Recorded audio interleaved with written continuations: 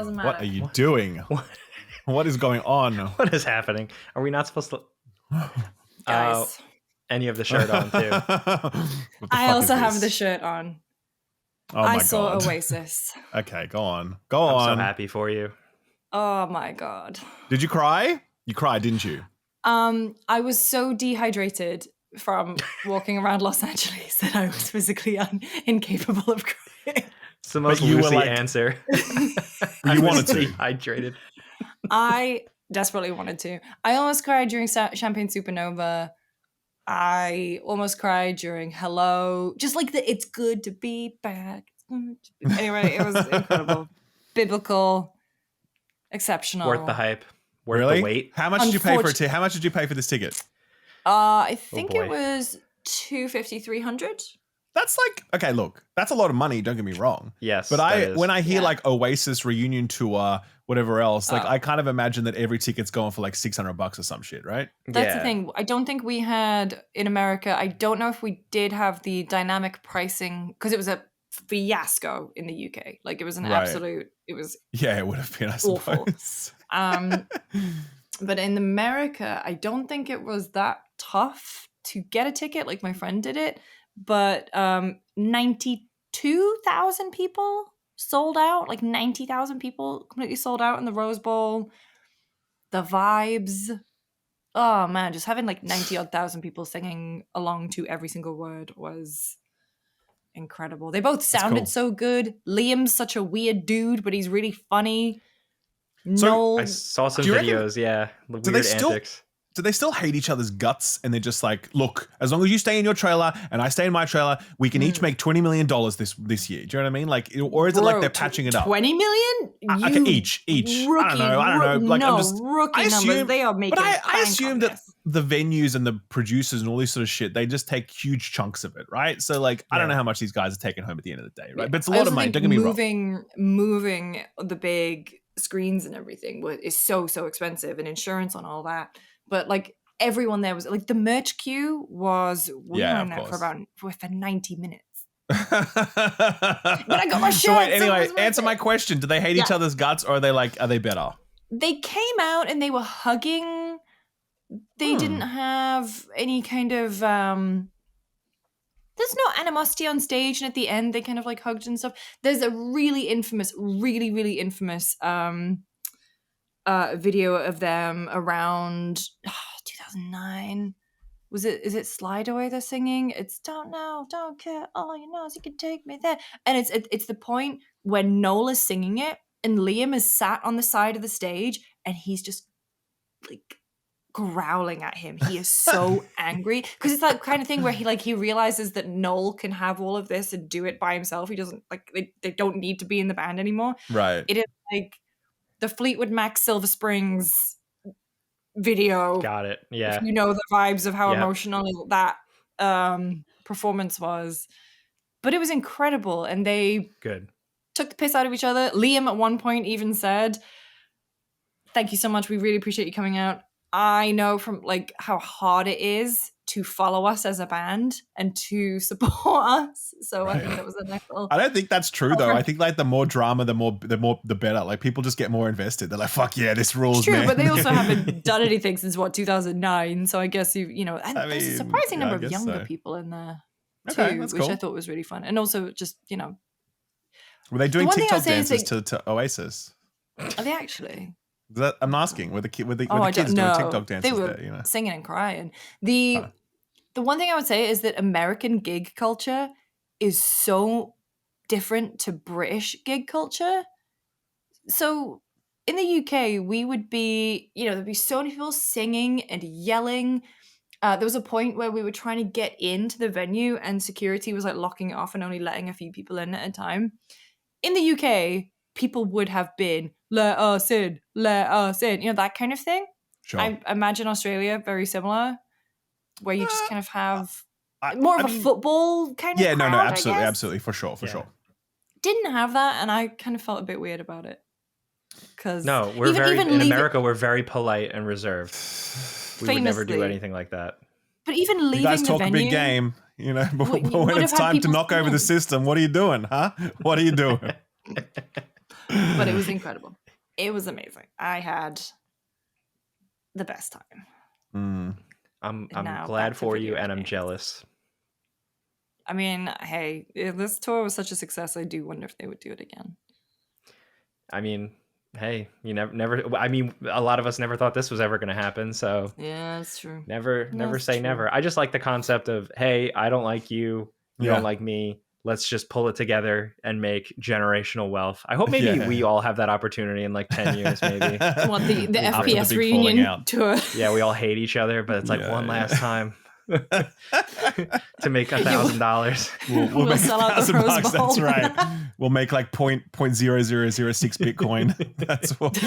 That'll be how we're paid in future. So Oh God. Anyway, well, I think this is a video game podcast. Yeah, I was going to say, thank you for indulging me in my Oasis moment. I'm still very hyped up about the show. But yes, this is a video game podcast. It's nice to be, it's good to be back. It's good to be back because I've been gone for a month. Welcome back to Friends Per Second, everyone. I'm Lucy. He's Ralph. He's Jake. We are a every other week video game podcast. And we've got stuff to talk about this week. We've got Hell Is Us chat with Jacques-Belletête, who's a creative director on that game. I also know that he worked as the art director on Deus Ex, Human Revolution, Mankind Divided. And Hell Is Us is the game that just came out. Unfortunately, on the same day, same week as another tiny game that no one's ever really heard of, Hollow Knight Silksong. It's tough, man. Tough. I mean, would you have delayed Hell Is Us to get out of the way of Silksong? If I was Hell Is Us, I'm absolutely doing that. I'm delaying it. I'm like, fuck it. Why would I do this? You know? What do you think the space. Final? We can ask John. We're talking. So for context for listeners at home, is that we're talking to him tomorrow. It's like I wonder if it's just too late to put the brakes on it. You know? I mean, I guess so. Like you've shipped physical units. You've got like posters out in retail. I mean, I guess. If there was some way to pump the brakes on it, I guess they would have. But maybe you're right. Maybe it was just too late. Or maybe they're like, actually, it doesn't really matter because they're just appealing to different segments. But I actually don't think they are. Like, I think the person who's interested in Hell Is Us is also very interested in Silksong. Like, I think that Hell Is Us is a really hardcore like nerd game for people like us.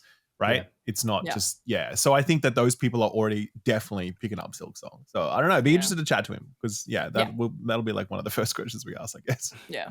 How you doing, bud? How you doing, bud? How's it going, man? Have you played Silksong? Do you like it? Tell us. Do you know it sold 5 million units in the first couple of days? Can you believe that? Ralph, you haven't touched Silksong. I have not. No, I couldn't get into the original Hollow Knight, but Jake, you've been. I know it feels. Doesn't that sound weird? Like, because I like okay. Yeah. And why? Why didn't you like the original Silksong? Tell us. I think justify yourself. Damn it. I think back then I did not have the confidence in myself as a gamer. But no, I think I just had I got frustrated with it too easily, and it didn't grab me as much as the like a high fantasy does in Dark Souls or whatever to push me through. Sure. And so it's been one of those ones that I've been meaning to go back to, but now it also got to the point where the memes of where a Silksong, you know, I think it was built up to a place that I don't know, if I went back I would feel disappointed, maybe, if that makes sense. Okay. So maybe I'll go back to it when I've got a bit of time. I mean, I'm going to have to play through for Game of the Year consideration stuff anyway, so I'll get there. There's just too much coming out. It's a lot of stuff. Too much. But Jake, you've been playing Silksong. How you finding it? Yeah, I enjoyed the first one. And this one, I kind of I got caught up in the hype. Like, I wasn't like dying for it, but I got caught up in the hype and I was like, all right, I'll buy it and play it, despite having a million other games to play. But I've been chipping away at it. I'm only a couple hours in, but I do like it. It's cool. It definitely, like, you start to hit a difficulty wall. That wall hits, because at first it's very like, is this easy? Maybe this is easy, and it's not a big deal. But I like it. Just feels like it has a lot more going on, which is not something I think if you told me, I'd be like, ooh, they're like overdoing it, because like Hollow Knight was beauty and simplicity and vagueness, and it has a lot going on. But I like it because it kind of just feels like now you're like, as soon as you start playing it, you're like, oh, I'm Alucard now. Like, I'm just I'm way more mobile, way more lethal. I have way more things to equip or unlock, and it's fun. I definitely am starting to struggle with it, and I tend to bounce off hard games when I'm not reviewing them. But I also love the art style. Like there's a lot more. It's almost immediately more colorful, but not in a way that doesn't feel like in universe. And I think that's like what was so special about Hollow Knight, right? Was like gothic bugs. It's just like a cool idea. I don't know, Ralph. How were you? Did you play it a little bit or? No, not yet. No, I've been doing Cronos. We did Hell Is Us last week and then Cronos this week. And so I don't want to rush it either because like it's that kind of game where it's obviously challenging and it's beautiful and special. We wait a long time for it. So I really wanted to get into the right headspace where I like can properly do it. But yeah, I absolutely love the first one. It's incredible. And funnily enough, I've watched, my two brothers are playing it. And as I was telling you before the podcast, because obviously this has like kicked off a real discourse around difficulty. And one of my brothers is like, bro, it's so shit. Like it's way too hard. Like the way they've designed the hardness, it's way too hard, man. It's hard for hard's sake. And I'm like, all right, man. And then my other brother is like, bro, it's so easy. All these people, they're such weaklings. They're just like, it's fine. Like why are people complaining, you know? So I've actually just seen firsthand both sides of the difficulty debate. But it is interesting to note that the developers like Team Cherry have actually nerfed some early bosses. So like they must agree to some extent that like it was a bit overtuned. But I've seen some run back footage, and that's the other thing that I think is really interesting about this game because it seems to bring back run backs. And if anyone doesn't know, a run back is like, you know, you die to a boss and then there's a distance that you need to run back to that boss. And it's quite old fashioned these days. Like not since Dark Souls 2 really have we had proper run backs to bosses, I would say. I don't know if there's any games. 3 had a couple of oh really? Like nothing. But no, Dark like, Souls 2. Dark Souls 2 is the infamous like this sucks. This is too much.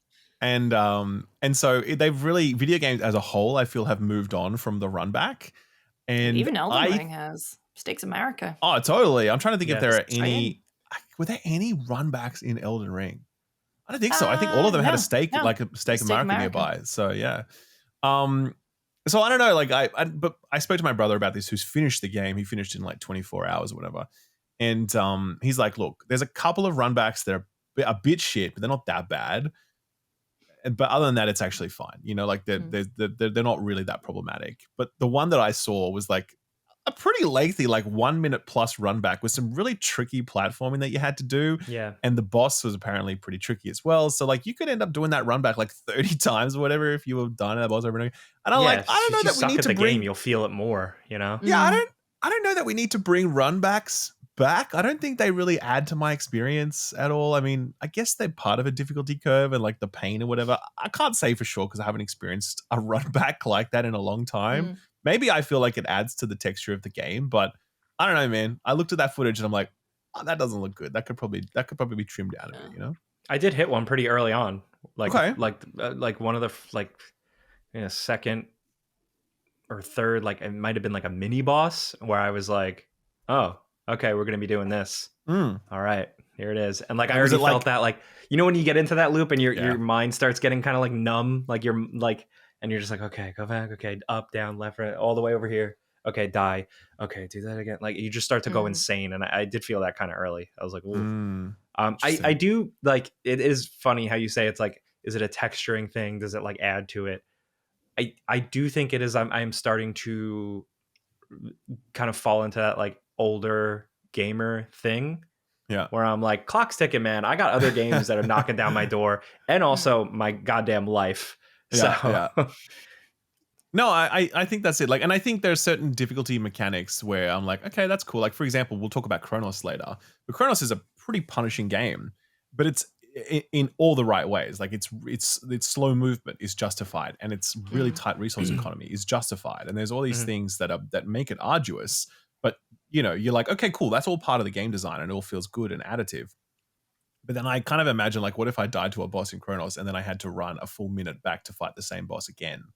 Would that be better? I'd be like, no, that would suck, you know? Oh, yeah. So I'm kind of glad that we left this behind. manual saves in Cronos? No, they do have auto checkpoints as well. They do. So yeah, they do. And they're pretty generous. There's no, again, and this is standard. Like, I can't think of a video game that I've played in the last couple of years that has had a run back mechanic where I've actually had to note it and contend with it. Yeah.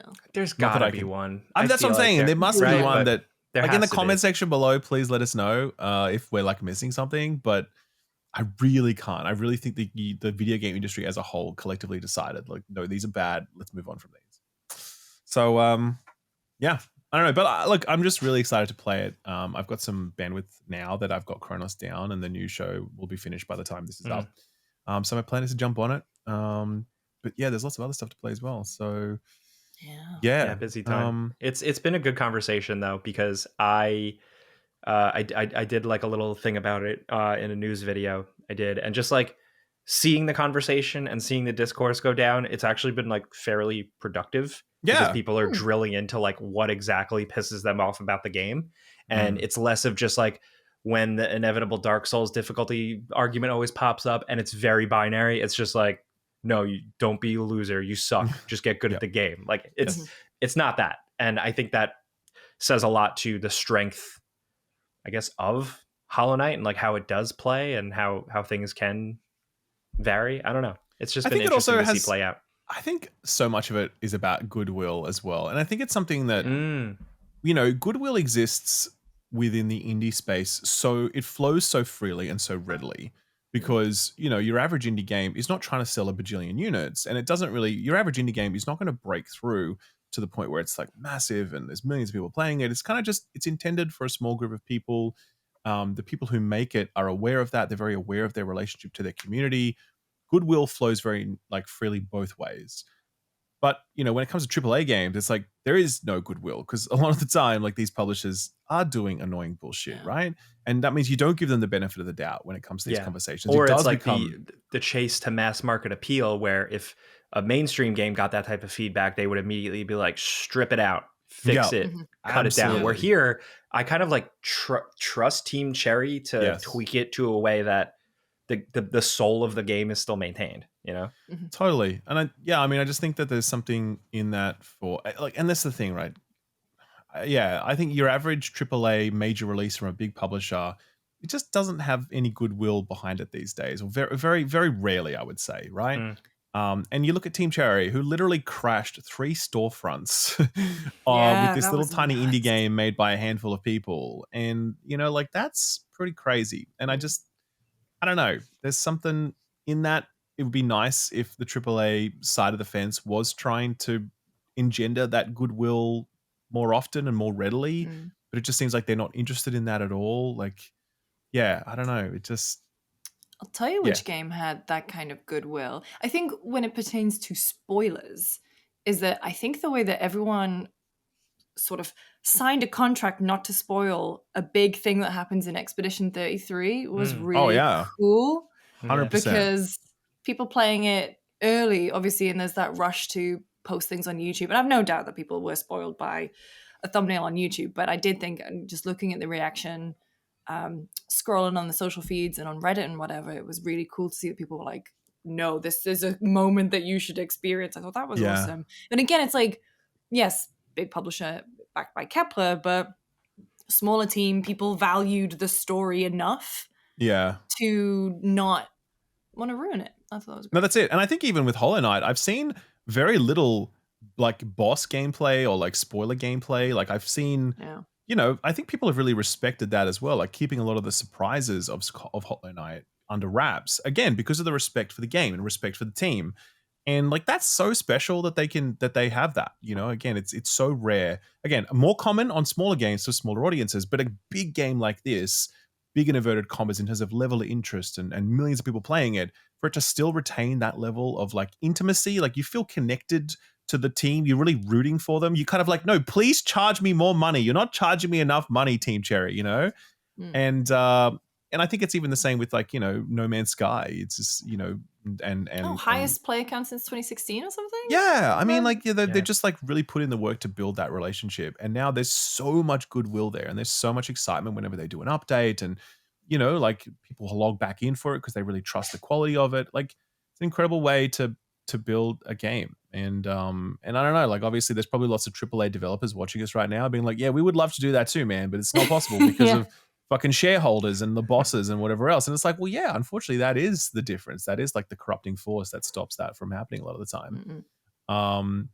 But then I think as well, there's also like, Capcom's a good example of a company that is operating at scale, but is still like, kind of, I think they do have a fair amount of goodwill banked, I think they do. And I think a lot of that is stepping back from microtransactions and bullshit. Obviously they still have some of that stuff in their games, which kind of sucks, but it's really weird and periphery. Like it doesn't feel baked into the core experience. And more recently with Monster Hunter, they've had some terrible PZ performance issues, which have definitely rocked the community. But like overall though, Capcom's done a good job of banking that goodwill. Whereas, I don't know, outlets like Square Enix certainly haven't. Ubisoft certainly hasn't. And Jesus, don't even get me started on like the like Western publishers. Like that's, So I don't know, but it's really nice to see how much this like studio has achieved with this. It's crazy. Yeah. To think that like a little team based in Adelaide, Australia, can make a game that would literally crash 3 storefronts when it launched. Like that's just nuts, wild. So good on them. Very excited to play it myself. Yeah, I think you'll dig it. There's a lot more going on. There's a lot more to do. Yes. It's way more dense. My brother has finished Hollow Knight 3 times, and what a maniac. Yeah, because it's like one of his favorite games. He loves it, and he says that this is better in every single way. Says it's a masterpiece. He says that he's just totally on board with it, and it's incredible. So that's great, man. Love that.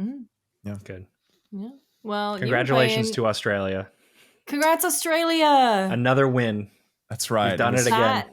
First, it was Mushroom Lady. It was Mushroom Lady and Raygun, and now Team Cherry, baby. We are on a roll. 3 for 3, I'd say. The fact, can I just say, I know we talk about the Mushroom Lady quite a bit, but she has been sentenced now. To be clear, though, have we talked about it on this podcast? Do we talk about the Mushroom Lady on this podcast? Or is it private? Yeah, I think we have. But the fact that she tried to poison her ex-husband multiple times, hospitalized the man. Yes. And all of that was completely inadmissible. So he just had to sit there and be like, wide open eyes, like waving his hands, being like, but also I was reading the news article about that, and we were in the car, and it was, my friend just said, poison me once, shame on you. Poison me twice, shame on me. Poison me 3 times. Inadmissible. I have to stop coming around. Yeah, that's. But God, that woman, Jesus. Anyway, Australia. We'll move on from Australia and go to Poland because Ralph, you've been playing Cronos. I have, yeah. So first of all, Jake, you haven't played this one, have you? No, but it's. I want to. You have, it's going to be tough though with like how much is going on this month. But I think it's definitely worth swinging around too. So Luce, you have played only the preview build, correct? First 2 hours, yeah. The first 2 hours. You got me hyped up on it when you played it. I loved that opening. I think that opening was so tight, super strong. Excited to see where it was going next. But like I said, I've been traveling from Gamescom. I went straight to visit my family for a week, and the only thing I have, because I don't have a gaming laptop anymore, the only thing I have was my ROG Ally, although apparently it's an ROG. I didn't realize that until didn't you know that? Last everyone's like, oh, it's ROG Ally. It's Republic of Gamers, Lucy. I'm the president of the Republic of Gamers. That's right. Anyway, so I only had that with me, and I just took one look at it, and I was like, I'm not even going to bother downloading this. Sure. I don't think that would be terrible. Yeah. So I played the first 2 hours, loved it. Ralph, have you finished it? I have, absolutely, yeah, for sure. How long is it? It's 13 hours. Yep, it's 13 hours. Cool. And I had a playthrough that, like if you're a real gun at it, you could get through it in like, I'm going to say like maybe 11 hours or so. Like there's a little bit to shave off there. But it's an extremely dense experience. Like there's no filler within that time, I don't think. Well, maybe one little segment where I was like, oh, you want me to turn on another generator? I just did that. Fucking hell. All right. That was the only time in 13 hours where I felt like they were maybe just slowing things down a bit, padding it out a little. But I really enjoyed this a lot. I really did. I think Bloober Team cops a lot of shit, and I've never been in that camp. I've always enjoyed what they've done, while also being like, yeah, it's good. There's obviously a lot more that you could do with this, but like, it's cool. Yeah, and then Silent Hill 2 remake hit, and I actually think that people are giving the studio credit enough for that. I had worried that the Silent Hill 2 community wouldn't, because like, I don't know, they're a pretty tough community sometimes. But I think even they are like, no, this is good. I think some of them still prefer the original, fair enough. But like, I do think that studio gets credit for doing an incredible job remaking that game, not just remaking it in a traditional, like, put it in Unreal 5 kind of sense, but like making some really smart interventions that really kind of are additive and that really sort of add some nuance to it, some new layers. So anyway, you know, I think Bloober Team are a good studio. And I think that this game was the chance for them to go, cool, we've done incredible work on Silent Hill. We're going to do some incredible work here on Cronos. And I don't think they quite hit that bar. Like, I don't think this is a knock it out of the park home run. But I think there's well and truly more than enough here that I'm like, yes, cool. This is an easy recommend. I really enjoyed this. I think the studio is totally going in the right direction. And, you know, they're getting closer and closer to making the perfect survival horror game. You know, I think they're still missing on the narrative front. I didn't enjoy the narrative. I found it quite awkward and cumbersome, especially at the back end. My comment section, though, disagrees. And they were like, no, man, it's actually good. You know, like, there are some things here that, you know, they got it. And fair enough. Like, you know, everyone, those sorts of stories can always hit different. Me personally, just, it wasn't clicking for me. Is it a story that's particularly rooted in, like, obviously this game hits very hard on, you know, the fact it's a very Polish game, talking about, is the narrative more rooted in that, or is it more rooted in the sci-fi?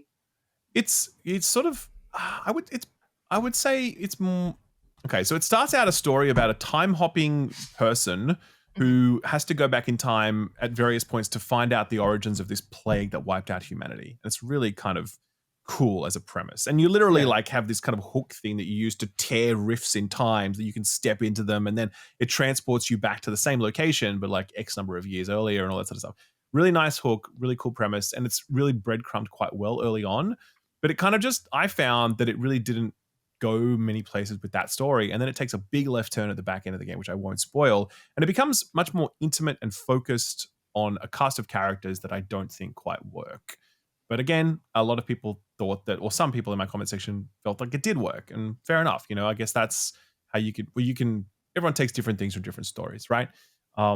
So I think I'm not the only reviewer that said that about the story, though. Like, I've seen that on other Steam reviews and stuff. So it's definitely missing for other people as well. But what everyone can agree on is that, like, visually, it looks incredible. Like, it's truly stunning. Some of the environment design, it's just like the art design overall is incredible. Like, Bloober Team have always crushed it in this regard, and it's just as strong here. I think the level design is also really great. You know how good survival horror levels are really dense and intricate and full of secrets, and they loop back on themselves, and you know, you unlock them bit by bit, and then you kind of run back through them and you're like, oh yeah, I remember that little bit that I did there. And like, they nailed that 100%. It's top tier level design, I think. But the real star of the show is the combat. And I had no idea. Oh, absolutely. Wow. Like, the combat in this game is so good. It's fantastic. It's some of the best action survival horror combat you can experience, I think. It's hard to describe it succinctly, but like, imagine the slow pace of Resident Evil 2 combined with the kind of high octane thrills that you get from like Resident Evil 4. People say like, oh, that's just Dead Space. And it's like, I think it sort of is, but I think this is slower still than that. I think it's more clunky than that, especially compared to the Dead Space Dead Space remake. Yeah, they've got a combat sandbox that's built around like a combat chess kind of challenge, with enemies doing very specific things, with environmental things that you can interact with, like exploding barrels, about, you know, a weapon that charges slowly and forces you to position very smartly. But you can also like switch weapons immediately with a press of a D-pad, and it kind of just morphs in your hand from being like a handgun to a shotgun. Cool. And, you know, there's like some melee stuff thrown in there as well. And you have to stop the enemies from merging with one another, which forces you to like run up to them and like fucking haymaker them while they're in the middle of this merge process. And it keeps you really like moving around the battlefield.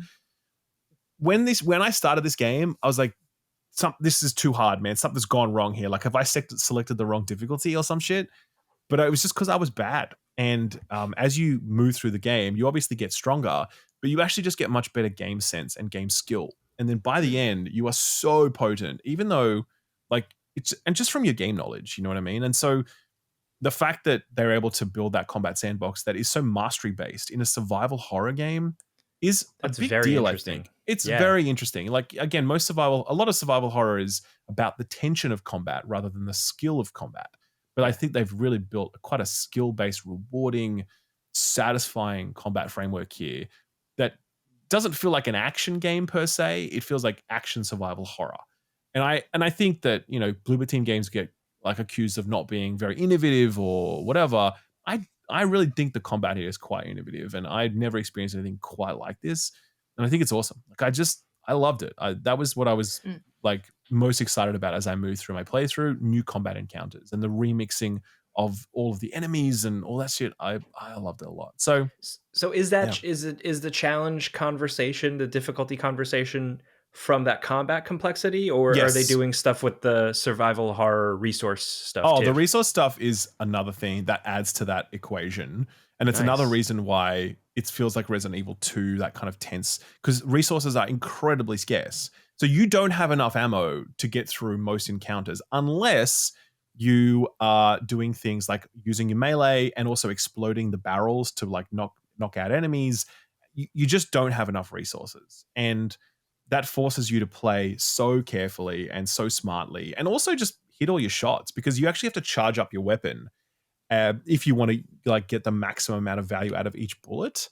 And that in itself creates such tension, because if you miss a shot when an enemy's getting close to you and you're like, fuck, and then now you need to dump an additional 4 rounds into them that are uncharged, and that just drains your resources. So yeah, the resource economy is amazingly well tuned. I couldn't believe like how at the end of major encounters, how few bullets I had left, like how close to being completely gassed out I was. And it was exactly the same thing that I noticed in my Resident Evil 4 review, like the remake, where the economy is just so perfectly tuned that you just sometimes you can't believe it, you know? So I'm stoked. That's my weekend plan. Now that I'm fully back, I'm just gonna sit, close the curtains, and just blast through it. I think at first it's very intimidating, but if you push through that initial difficulty barrier, it becomes much easier, because as I said, you do get some of those like upgrades, but more importantly, you start to understand how the game works. Yeah. And I mean, I didn't it's have totally any issues with it at preview, but maybe I'm just an elite gamer.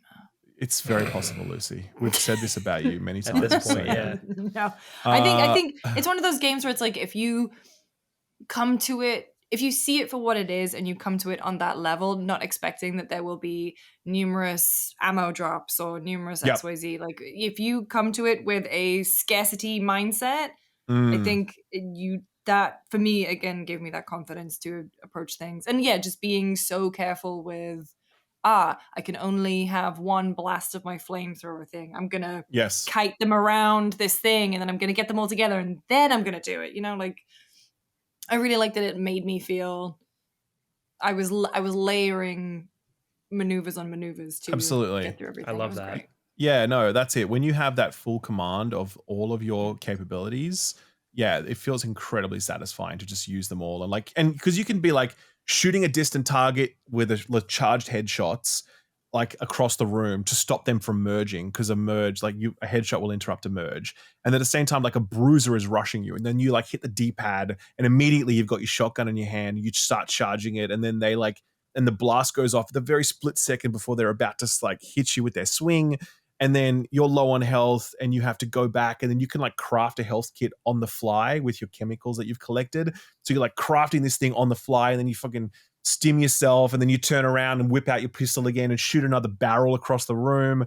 And then, you know, like another enemy's getting close to you, but they're on low health, and you can see it because there's a little like indicator thing on the side of your gun that shows you enemy health by like 3 colored bars. So you just like haymaker them, you know, and hopefully that's enough to bring them down. When you're doing all this on the fly, man, it feels so good. It really does. Like I loved it so much. So yeah, man, I don't know. Like I think it sounds Bloober great. Team, this is easily their best game that they've made other than Silent Hill 2. This is easily their best original game. And I think it'd be really hard to not be excited about the future of this studio after playing this. You know, parts of this package might not hit right for you, particularly the story stuff. But yeah, the combat stuff, if you're up for this, if you're into this style of survival horror combat, yeah, man, you're going to have a good time with this. So I hope it does well. I think the budget I heard for it was like $30 million or something. I could be wrong about that. Wow. Or maybe it was like 30 million Polish dollars. Maybe I'm wrong, but like, do they still use zloty or is it euro? No, I think it's zloty, right? I think it is. Yeah. So I don't know. I hope they make the money back. I'd love to see them take another swing with this franchise, with this formula. I think there's something here that's worth exploring further. And yeah, I'm just glad for Bloober Team because it's a cool studio. I think like they're just they're putting in the work. So I like their art department. So crazy for them to continue that, love to see it. Yeah, agreed. So it's not on Game Pass or anything. You do have to pay for this one. You know? And I would say honestly, if you're a survival horror fan, this is a slam dunk, no question. You got to pick this up. I really believe that. If you're a sci-fi fan, it's worth taking a look at this one, you know, and seeing what you think. And I think it was a very easy recommend for me. Had the story stuff hit, this would have been like a strong recommend for me, no question at all. Like I would have been there, absolutely. So yeah. Okay, well, I haven't been around for a long time, so I want to tell you guys about my Gamescom experience. I missed both of you, and we'll get into that right after a quick message from our sponsor.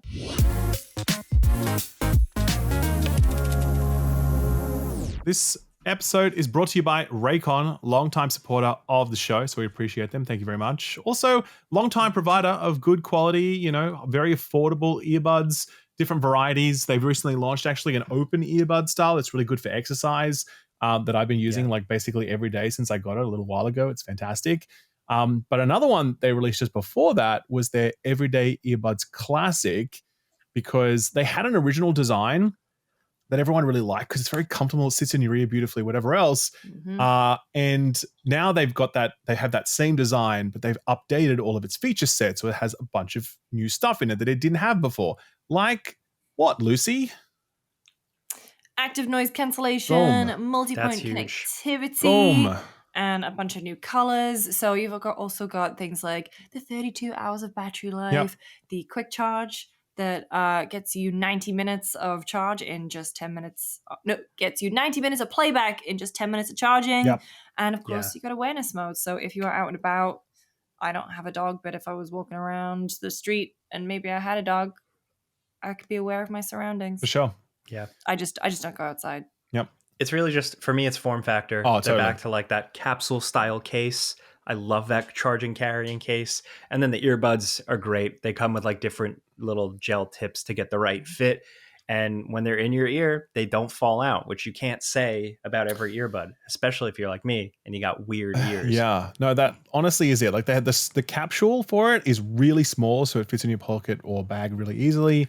The earbuds themselves are quite small, so they fit very snugly in your ear, which is pertinent because recently another manufacturer announced that they were going to be shrinking down the size of their earbuds because they were too big. And I was like, yes, that's right. And I've never had that problem with Raycons before because they've always just fit so perfectly.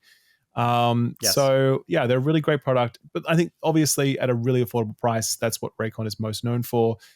It's very, you know, like I have a couple of pairs of them. I've gifted pairs. My mother-in-law in particular, they like changed her life because now she just listens to all her weird shows while she's like, you know, cooking stuff and just got Raycons in her ears. So, you know, it's good. They make for great gifts, and obviously Christmas is coming up as well. So we really do encourage you to check them out. Plus, obviously, they're a friend of the channel. Help, pick up a pair for yourself. Also helps us out. We appreciate that a great deal. So if you want to grab a pair for yourself, you can just head over to buyraycon.com/friends, and that will get you 20% off site-wide. Anything on the site, 20% off when you visit buyraycon.com/friends. Big thanks to Raycon for sponsoring the video and you know, supporting what we do. And with that, back to the show. Buyraycon.com/friends.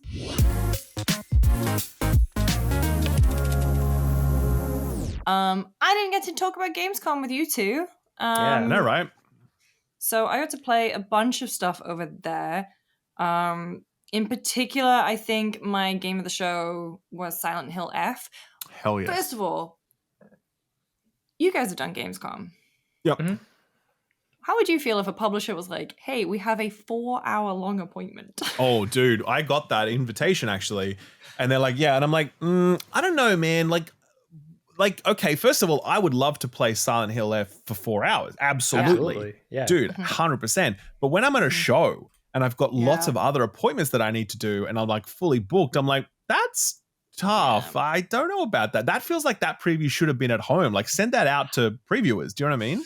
But I get it. It's like, hey, everyone's in one place, so we could just do it. And I felt so bad. And also, I didn't want to leave at the 2 and a bit hour mark, but I had another appointment to get to, and we had to shoot all of our stuff.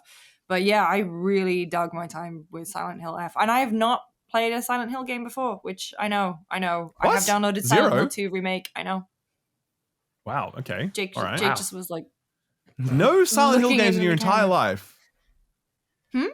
No Silent Hills games. So what? Why though? Like what? Because you enjoy survival horror, right? Like you're into like Resident Evil, Dead Space, Cronos. Yep. So why? What has? Why have you skipped? You don't know. It's never been an intentional thing. Okay. I think by the time that original Silent Hill 2 were coming out, I was maybe not in the survival horror place that I'm in now. Whereas now, I crave it. But Silent Hill F, I was playing it in Japanese, and I thought that I haven't experienced the English voiceover. I think it's the girl who was Yuffie in Final Fantasy VII remake and stuff. I think she plays the main character. But I played it in Japanese, and I feel like that really worked for it because this is a very Japanese, like obviously Silent Hill takes place in like America, but this is the first one that is fully taking place in like a very small Japanese town in the 1960s.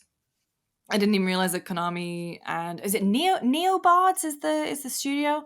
They actually put a thing on the website, and it was like, hey, this game does reflect some of the ideals that were present in 60s Japan, and like we don't stand by them at all, but it's like also the warning of the stuff that this game is going to hit is quite something. But it comes from like a really famed like visual novel writer, like over in Japan. Yes. Who's like really known for like incredible stuff, but also pretty dark stuff, because like visual novels generally like are very unafraid to go there. Ryukishi Nana, what is it? Ryukishi Zero Nana? Or 07, but like you 07, yeah, that's it. Yep. Ryukishi 07. But like even from the very beginning, even though it doesn't start out with the monsters and everything and the fog, and there's such a sense of unease. And the fact that I think the very first scene that you see is like the parents arguing. The dad is drunk, and the mother is really timid. And I think the thing that is super effective is that the main character, she has a diary that you can read, and you can experience these things. You run into her friends, and she's got a very like a friendship group, but she's maybe not as tight with this one. She's got this complicated relationship with the boy where it's like a will they won't they, but then there's another girl who's into him, and then you can experience that, and it's really well written, really well performed with the Japanese voice cast, and then you can read what she really thinks about it.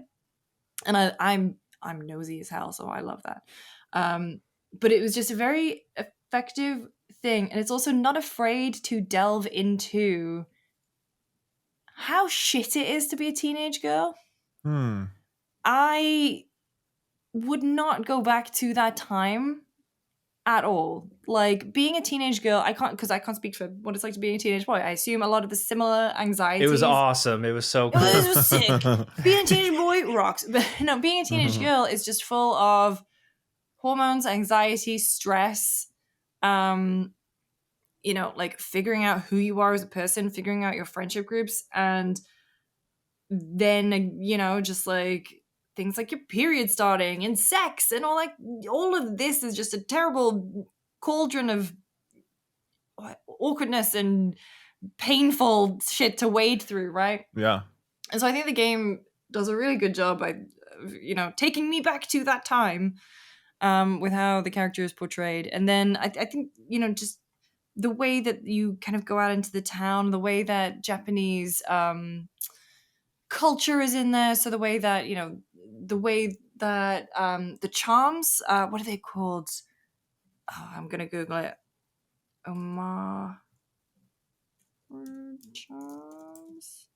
Omori charms. Okay.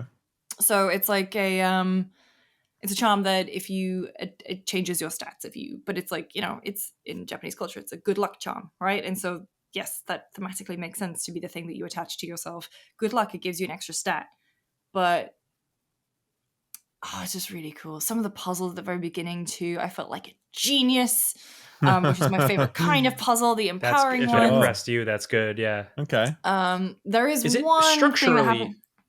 Structurally, is it like linear? Like I can't even tell like what it is yet. Are you wandering around like a little town, or you are wandering around a little town, and it honestly doesn't take long for it to get into the fact that, hey, there is this fog, there is this descent into, is she descending into madness? Am I going to another spiritual realm? What the hell is up with my friends? What are these creatures that appear? And just the fact that, the town is just dead. And I felt like that really spoke to the fact that, as being a teenager can be very isolating, right? And the fact that you're in trouble and you go to the town to find someone to talk to, but the only people you meet are like the 4 people who you actually know. Like there's no bustling. There's no one just hanging out doing their job, doing chores or whatever. And then when the fog starts rolling in, it feels even more isolating, very close, very just stressful. You don't know what's around every corner, what every shadow is. You're going into houses and there could be a creature there. And of course, like, you're a teenage girl. And at least in this, you are not very empowered to jump into combat. We'll say combat is maybe the bit where, you are not.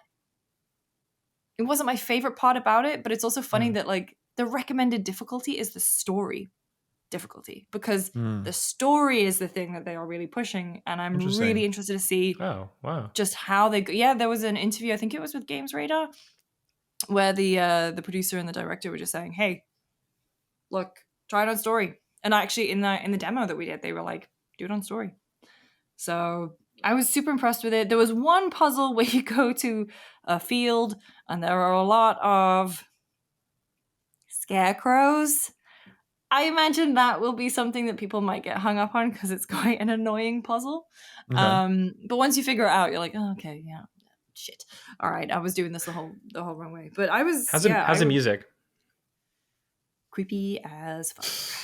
Okay, it was good. But is it like, damn, you haven't played any Silent Hill games, so I would be interested to know if it's like channeling that sort of Silent Hill. Very well, because isn't it 2 composers? One is the old Silent Hill composer, and then one is a new person doing. Yes. So I can't wait to play more of it, to be honest. Like I said, love survival horror. Yeah, I feel like I'm trying to think if this is actually like my most anticipated game for the rest of the year, actually. I think it might be. Like I really have just had this very squarely on my radar, and I'm really and I actually know so little about it. It's just the premise of it. Really talented horror writer who's not afraid to do fucked up shit. Writing a Silent Hill game. That is just in me, and it's not set in Silent Hill. It's set in like a little creepy, like Japanese town where whatever. Like that's the whole thing. Just was like tick tick tick tick. Yes, please. Like pump it into my veins. Yeah. So curiosity really, because like when they put out that first like developer thing presentation, and they were just talking about, they're like, hey, we know it's crazy that we're doing something like totally different, but like we're Japanese developers and we wanted to do something distinctly Japanese here. And again, like the people working on it, I was very much just like, all right, I think this could potentially be awesome. So I'm glad that also really at least early impressions are good. And there's a character in it that I think is there'll be a lot of chatter online about. Let's just put it that way. All right, sweet. Here we go. No, it's pretty soon. It's pretty soon. That one. It's like the 25th. It's like the 25th. Hopefully it's a weird little guy. It's probably a weird little freak. You know me. You know how much I love a weird little freak. I also played 45 minutes-ish of the Indiana Jones DLC. Okay, I imagine that's a lot of it, because I'm going to assume these sorts of like story-based DLCs run for like 3 hours or some shit, right? So like... I think it's meant to be longer. I forget what they actually said, although I will say, I know the devs do this sometimes. It's just like, oh, this is a nice thing to say. But when they say that gameplay was really good, I get a rush. Really? I get a rush. Because as well, it's like, it's like doing puzzles and doing them first time in front of the developers without them giving you a hint. That's the rush. But no, it was great. I loved Indiana Jones. Because it was an sim in an Indiana Jones costume. Sure. Wait, did you say sim? Is that what we're saying now for we've been saying that for a while. Yeah. I missed the boat on that completely. I didn't make that up. I'm not claiming that one, but yeah, it's sim. So how do you access this? So it is. So I played it wasn't from the very it wasn't from the very beginning. There is you can access it at any time because it takes you into the streets of Rome. So you can kind of go outside the Vatican. How did we start it? It was like you talk. Oh, when you're in the Vatican, there is a priest who has. Shocking. Where else would a priest be? There's a priest who just has a thing he wants you to investigate. Cool. And you can go find him, and you can find him even if you've gone to some of the other regions in the game, you can warp back and talk to him and do it then. I love the idea of a priest being like, Indy, I need you to go punch a guy. He's looking for an artifact that obviously piques your interest. But this is going to sound like a diss. It is absolutely not. I mean, this is the most sincere compliment. It is more of Indiana Jones. Absolutely. And that game rocked. They're not trying anything. There's no mad new mechanic that they're introducing just for DLC. It is another story set within that game. And I really enjoyed it. It's... Yeah, I'm again, this is my big Rat Night gaming weekend because I've been traveling and moving around so much. Don't ask me to do anything this weekend. I'm not going to. Okay. I'm just playing games. Nice. I love that. I feel like I wasn't talking about it. But no, that's just a general word of warning. You won't see me for days. I'll emerge on the Monday. Like Jesus. Whoa, okay. No. Jesus. All right. Calm down, Lucy. I'll emerge on the Monday. Gamer cave. After eating 5 frozen pizzas and drinking a lot of coffee. But no, I'm stoked to get back to it. It was just a really good time. And it looks, cinematic. The music is great. The puzzles were really fun. There was one puzzle I was doing where there was a snake head and water was coming out of the snake's mouth and you had to direct the water to the pipes. And I was like, I know. Right. I know. Hey, step back. I know what we're doing here. All right. I've played BioShock. Sure. But it was a little more That's right. An entire game where every puzzle was just some water flowing thing. I totally forgot about those puzzles. Wow, oh my god, that really takes me back. Holy shit. Yeah. There was so many of those as well. There wasn't 3, so there was 30 plus. Because that's how you hacked. Yeah, that's how you hacked. What was the other hack? Turn the water this way, get it flowing this way. Up, cool, you've hacked it. The door's open now. What were you thinking, Ken? Ones, it was you had to stop the you had to press it while it was in the middle of the gauge or whatever. But yeah, the hacking with those pipes sure was a time. So I dug it, loved it. Played Lego Batman. Oh, you fucking buried the lead on that. Seriously. Damn. Sorry. Tell us, is that awesome? That looks incredible. That was the best thing at Gamescom. It was awesome. Yeah. It was so funny. It was so charming. I love Lego games. I love Batman. Doing Arkham Combat and doing Batman Predator Room type stuff, stealthing on folks, but then they make it funny. So there's one, the different animations. There was one where Commissioner Gordon was standing behind a guy and you press the takedown button and he taps a guy on the shoulder and then he ducks the other way and then he goes the other way and ducks it. And it was just... I love it. It was really funny. Combat felt good.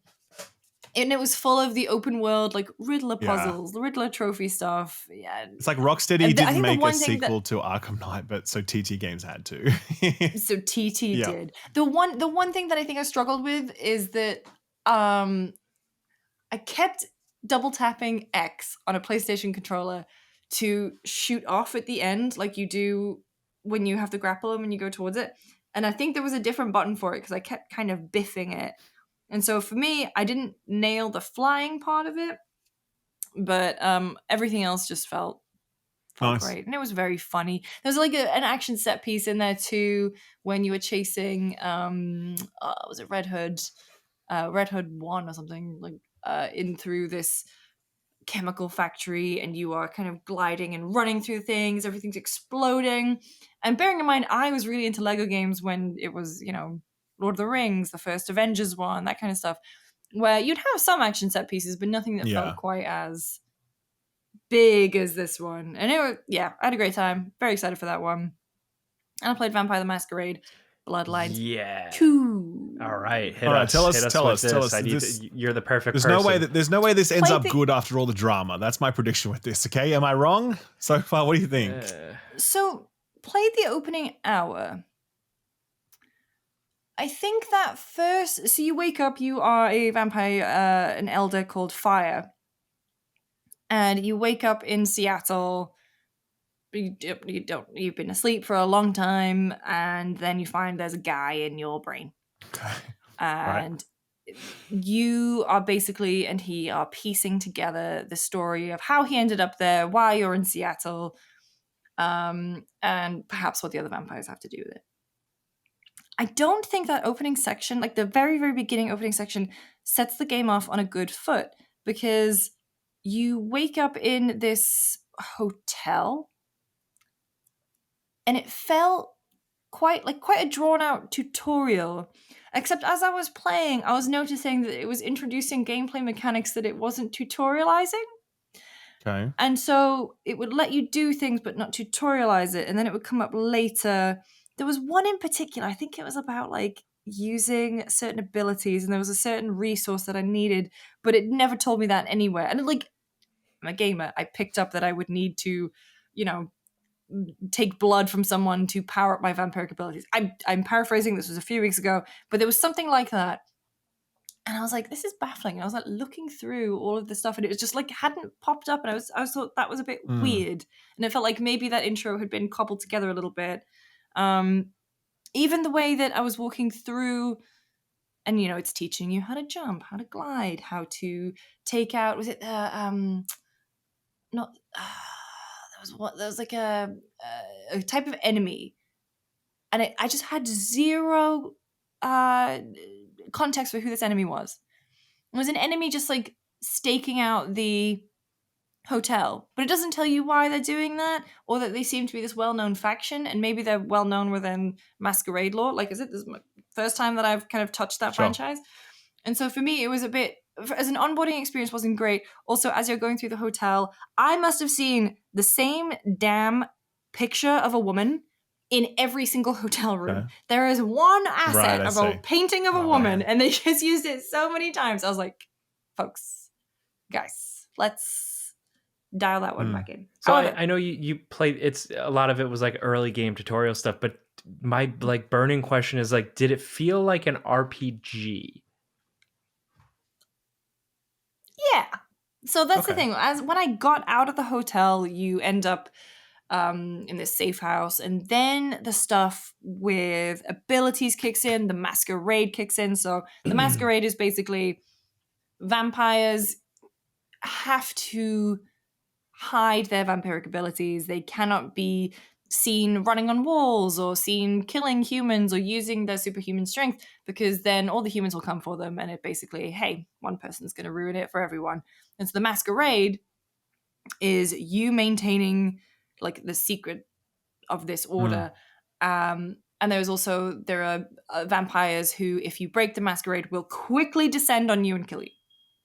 And so that was really cool, because it gives you a bunch of cool stuff to mess around with. Like I said, like gliding over long distances and running up buildings, but then limits when you can use it. So it's kind of this nice moment where you get to pick and choose, hey, when am I going to be a vampire? Combat, as in like when you were using your strength to kind of get at people, I don't know, it felt a bit... It didn't feel like there was much weight behind it. And this is the thing, is that this sounds negative. Once I was out in that world and actually tracking down leads and having conversations with the guy in my head and going from one place to another and learning more about vampirism, learning more about like specific people in the vampire community. So like, hey, this woman's really, really old and she lives in the penthouse of this other hotel, and like all this kind of stuff. That's where my interest started to get like peaked. Okay. Because that's the shit that I like. So I think a very mixed bag on the opening. I would have to play it for longer to see how it all comes together, and if that does mean that it becomes this in-depth RPG game. Like we said, the game has been through a lot. Couple of developers. Like 3 developers now? Is it 2? Is it 3? I think it's 3. It's Chinese Room now. Who was it before? I can't remember the name, but I think that studio got closed down when they lost that thing. I could be wrong about that, but yeah. I believe so. Yeah, and so I think the beginning has some edges that definitely need to be sanded. But then, like I said, once I kind of got used to it, I was like, oh, I do want to do a bunch of this stuff. I do want to just, Okay. And also you can pick kind of like the different vampire background. And then that I saw that play into conversations almost immediately. And I saw that, I could change my play style. And, me, I'm a stealthy person. So I picked a background that specializes in being stealthy and using blood magic and things like that. So I'm excited to see where it goes. Yeah, it's because it's not long. It's like next month. Yeah, it is actually. Yeah. Wow. Everything else is next bloody month. Well, in the next 6 weeks. Yep. Yeah. Okay, interesting. Cool. But yeah, right. that was my Gamescom. But like we said at the top of the show, it's not just us chatting about games. We chat to other people about games. So we've got Jacques-Belletête, who is creative director on Hell Is Us. We're about to have a lovely chat with him. First, a quick message from our sponsor.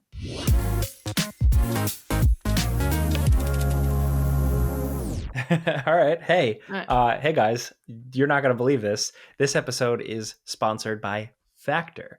If you don't know, Factor delivers fresh, never frozen, dietitian approved meals right to your doorstep.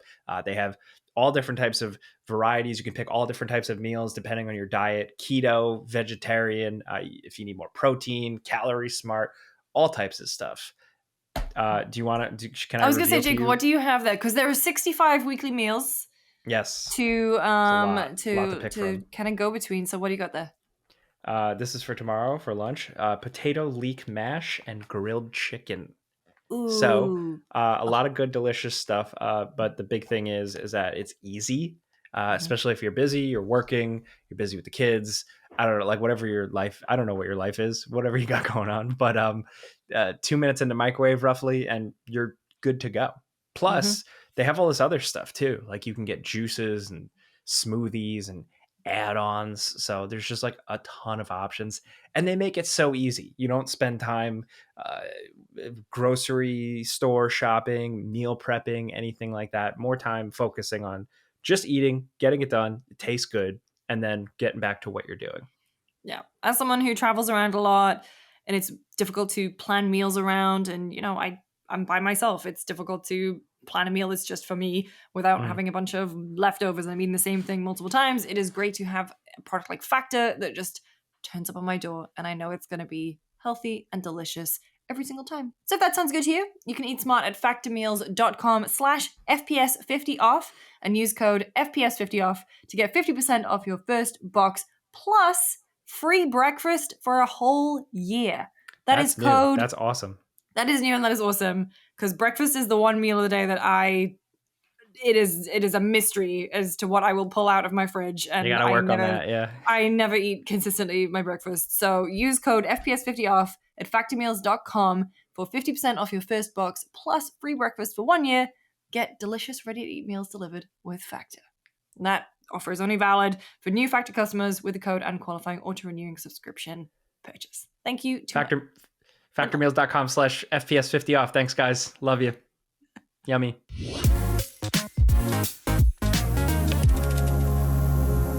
Hey, Jonathan, how are you?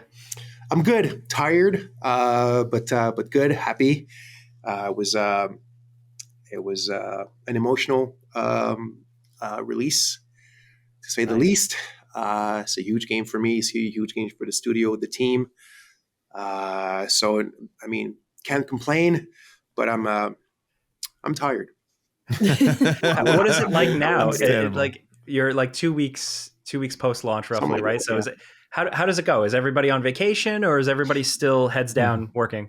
Well, what's tricky, a Rogue or any studio like us, meaning a one team studio, you you can't really stop, like, or you can't really, when you have more than one projects, as you ram down a project, you ram down a little early, and then the people that you ram down start ramping up on the next one. Yeah.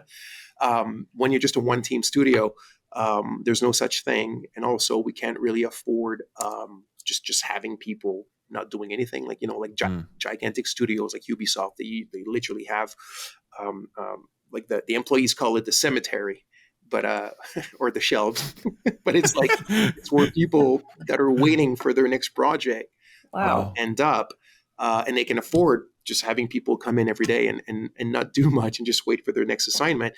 We can't do that. And not only that, it's really bad for morale, and people don't like just, twiddling their thumbs and whatnot. I'm responsible for me and Eve, the general manager. We're responsible for a lot of people, if you want, and the next project needs to get going. We're already working on it. So I took my vacation a bit earlier this summer, but it turned out not really to be a vacation, because there was, working on the two last trailers, and also debugging. Yeah. There's some major changes that I did. Well, major, whatever. There was still some big things I was like, no, this needs to be better, blah, blah, blah. So yeah, not much of a holiday, but maybe in a few months, we'll see.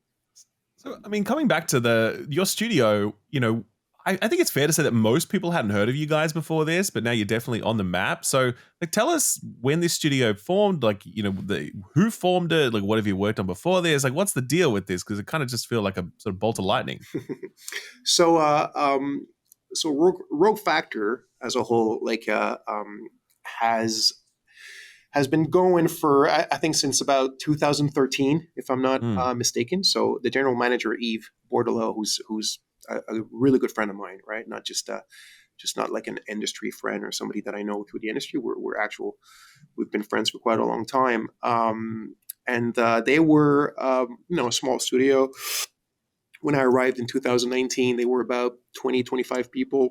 And they were mostly doing licensed games for Games Workshop, right? Like Warhammer, right. All that stuff. So I was just getting really bored at IDOS. Like, nobody's fault. No, it is what it is. Like, I kind of had done the rounds, I felt like, and I wanted to feel a bit more garage again, like just kind of like being in the trenches, really, with the knife between your teeth and kind of being the underdogs again. I think it's really the best place to truly build and be creative. And I picked up the phone. I said, Yves, it's time, man. Let's try to do something. And he said, yeah. And I joined Rogue Factor. They were finishing Necromunda, and already I had started thinking about what the next game could be for the studio. And me and Yves really went ahead even further than that. It was like, let's do what we call it, like Rogue Factory 2.0, which is let's completely give the studio like a new vocation, a new vision, a new mission, and let's go as close to the moon as we can. Let's put a spotlight on the studio, and here we are 5.5 years later. Yeah. So that project was the project that launched the 2.0 was Hell Is Us, correct? Was that what you landed on immediately, or did you go through some other projects that didn't pan out and you landed it? This was the one? Yeah, like the core of it were like themes and tropes, and also kind of gameplay ideas that I had been kind of toying with in my head for years. Most of them would not have been possible in the AAA studio. They would not have kind of like greenlit something like that. Like, what do you mean by that? Tell us, like, what, why? Yeah, like, what wouldn't have they greenlit? Why couldn't you make this sort of game somewhere else? Well, there's different. Okay, well, I think there's like two levels to the statement. One is quite Montreal related, maybe like this. It's very much like, as Montreal is like a big video game city, was one of the biggest at one point, is not doing as well as it used to at this moment. I mean, the industry is not doing very well, period. But so I guess, yeah, Montreal is feeling the effect as well. But yeah, so it used to be a big city, a big video game development city. But there's like styles. There's like a vibe to games made in Montreal, right? It's like the expertise is kind of like, first person shooters, and also kind of like a third person action adventure games, Assassin's Creed and a bit of stealth at one point as well. But there's something always very grounded, and if it's not grounded, if it's not too grounded in reality, it's usually from a franchise that already existed before. So, example, Deus Ex, and things like that. This idea of like creating a really weird universe from the ground up, being a third person melee combat, which is a thing it's just not a Montreal thing at all. In the indie Montreal scene, you'll get some of it. They're kind of really eclectic or very, you know what I mean? Like when you say we're going to do a game where there's going to be none of the modern tools that players use to orient themselves and whatever, like it's, a AAA studio would not have put money on that. Yeah.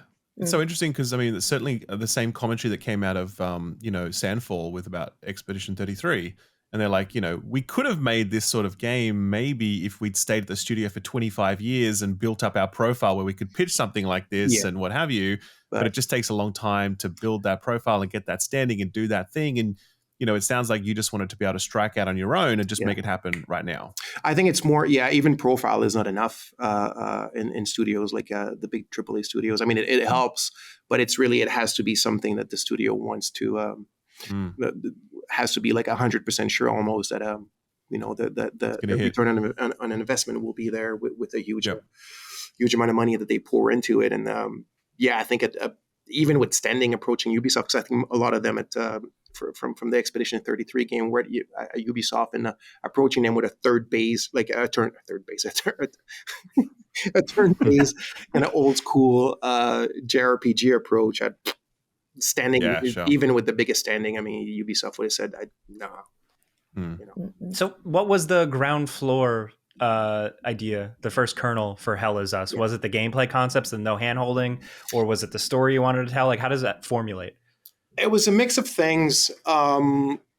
So in terms of the story, the story itself, no, like obviously the kind of like the arc and the characters and all that, but the idea of having it during a civil war, that it was about mostly kind of like the main thesis was that human emotions and human passions are one of the main causes of human cause atrocities and barbarism and all that kind of stuff.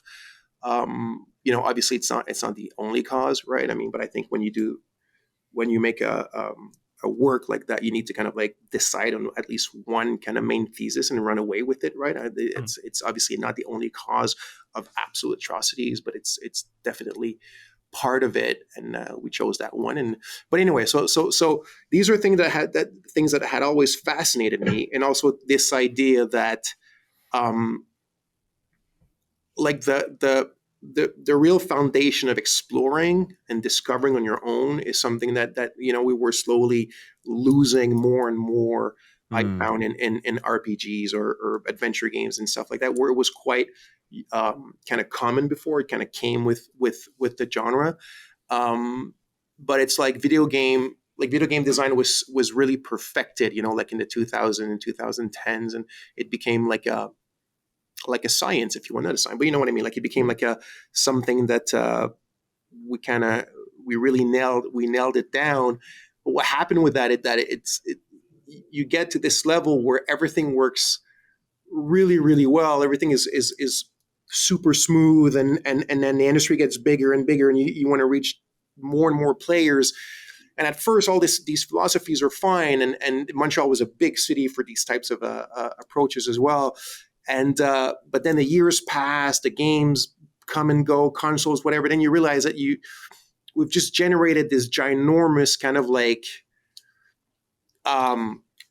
empty, not empty, but just these approaches and philosophies to game design that are we've just taken all the player's participation, if you want, into certain aspect of exploration and discovery, and so if you take a lot of these without naming any games, but it's easy to know what we're talking about.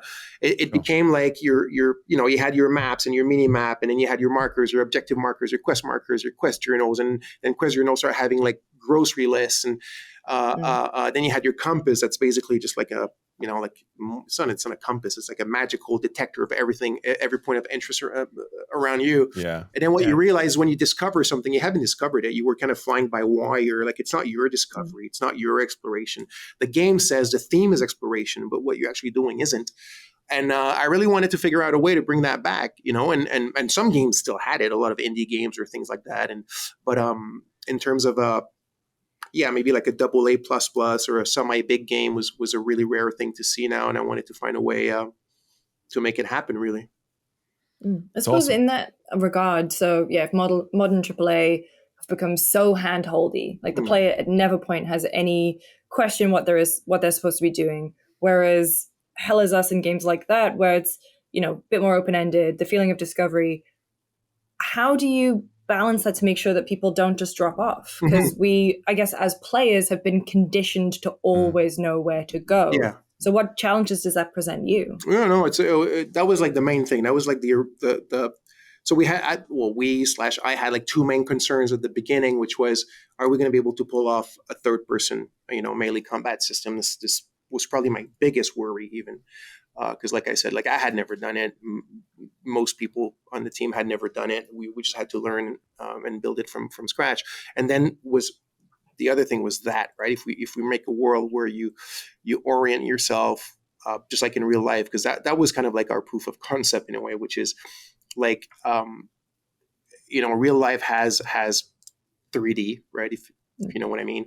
And it's got sounds and it's got people and it's got people talking to you, right? And then before GPSs and smartphones and all that, that's literally how we oriented ourselves, right? I was like, so if we look at modern games, and I know what I'm saying sounds very obvious, but nonetheless, if you look at modern games, we have 3D and we have NPCs and sounds and all that stuff, right? People who talk. So I was like, so on paper, it's 1-1.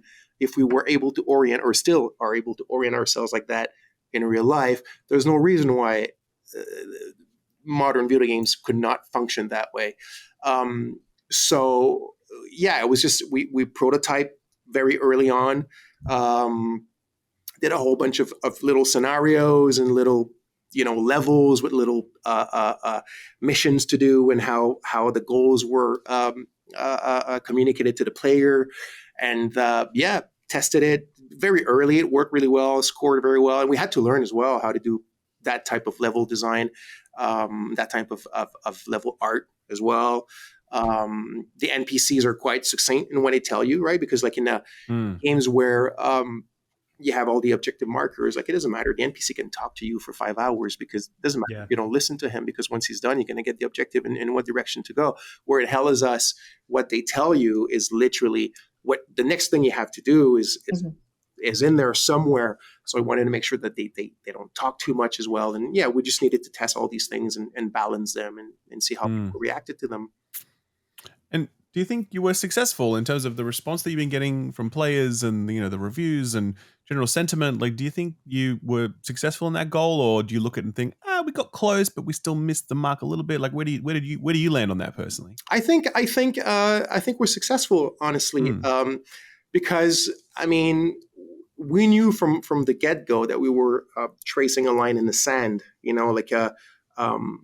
It's when you do something like that, some people will like it and some people, won't like it, or some people will just be like, yeah, okay, I did it and whatever. But it's, and again, it's one of these things that are also, that would not have happened, or it would have been very hard to do at a AAA studio. Like if when you have this amount of, when you spend the amount of money that they spend and you tell them, it's a game that, there'll be a line trace in the sand, and some people maybe won't like it that much, good luck with that. But with a budget like ours, it's a bit more manageable. So anyway, my point is that we knew that when you do something like that, it won't be everyone's cup of tea. Like it's just it's obvious. If you think it will be, you just don't understand what it entails really. So knowing that, and if we look at the response, and honestly, like the reviews have been really good. But what's amazing about Hell Is Us is people who played, the majority seem to really, like there's reviews and then there's people who played, and the people who played seem to really get absorbed by it and really kind of get what we were trying to do, and some don't, and that's fine. But so yeah, I'm really happy with the reception. I had a good feeling that we had something, but you never really know to what degree. But I can see how we can improve it, how we can make it even better now. Yeah, because you see how people play it. We're already getting all sorts of comments and you read stuff on Reddit and you see stuff, you watch some stuff on YouTube and it's like, oh yeah, shit, we could have done it that way instead. And yeah.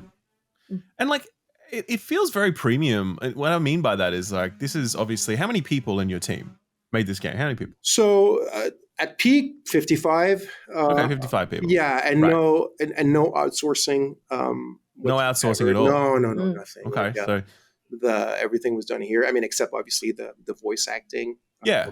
That they're actual actors. You don't want me to voice act, trust me. But even the mocap was us, except the Hollow Walkers. Like, yeah, we actually hired a professional dancer for for the choreographies of the Hollow Walkers and all that. But again, I don't consider that outsourcing. That's like, okay, yeah, let's have an actual dancer do the motion capture, right? It's a bit like an actor. But the actual game assets, actual developing the game, it's about 50, 55 people really. And there's really things that's absolutely mad, like absolutely insane. Like if all the items that you have in the game is a maddening amount of items that we have in the game. All the lore items and all the items you can equip and all that stuff, and they're all illustrated, and it's what the concept artist once we were done with kind of doing all the concept art for the game and knowing where we're going, it was like, okay, now let's start doing those illustrations, and obviously it's like thousands of them, and at one point we're like, there's not enough time. They won't, we're not enough to do these illustrations, and they pulled it off. It's absolutely mad. Yeah.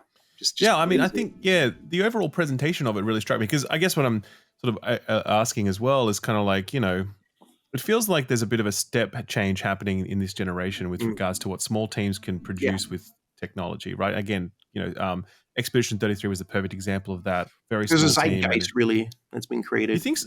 Yeah, well, that's what I'm asking about. Like, I mean, in terms of your budget, like, would you put this as a small budget, a medium-sized budget? It's definitely not a big budget project. No. Like, where would you place that budget? And then how did you manage to achieve this level of production value on that budget, Well, I mean, it's again, I sound like a broken record, but if you compare it to like real AAA games, it's a micro budget. It's really small, right? Now, if you in the scale of AA, it's definitely towards the high end of it, but that scale it gets really misconstrued sometimes. Like people think that now AA goes all the way to $70 million, and it doesn't. It's honestly, okay. I mean, so, I think it's because there's this weird section now where it's too low for a AAA, but it's still too high for even high end AA. It's like this weird little in between space, but we're definitely not there, because that I would have loved to have 70 million. No, it's still a very respectable, like reasonable budget. But yeah, there's really something happening. I mean, I think the industry is reaching a point where, well, I mean, there's the tools, obviously, that are extremely powerful and extremely malleable now. But I think there's a lot of veterans that are getting, they've done the rounds. They want to do something different. This whole idea of always wanting to be in a AAA studio, always wanting to be on those big franchises. They've done it. They don't feel like they need to chase that type of recognition anymore. They want to do their things. They want to be more agile, because that's the thing. That's also one of the reasons why maybe, like you say, it looks fairly premium for such a small team, but there's an agility to a team that small, right? There's a lot less red tape, and we can make decisions much faster. And also, to be honest, we worked really, really, really. I mean, everybody works bloody hard in their games, but we worked really hard, and everybody was wearing a lot of hats. That's also a big difference from big teams, right? And it was no such thing as like, this guy just does the door handles and the guy next to him just textures the door handles. Everybody did a lot of things. So one question we had, which we're very interested in, is you guys launched on the same day as another title called Knight Silksong. And you would not have known that you were going to launch on the same day because they kind of shadow dropped their release date announcement. We've heard recently of Sucker Punch having a party when they heard that GTA 6 was getting delayed. Okay. What was it like in the office when you heard that Silksong was dropping on the same day?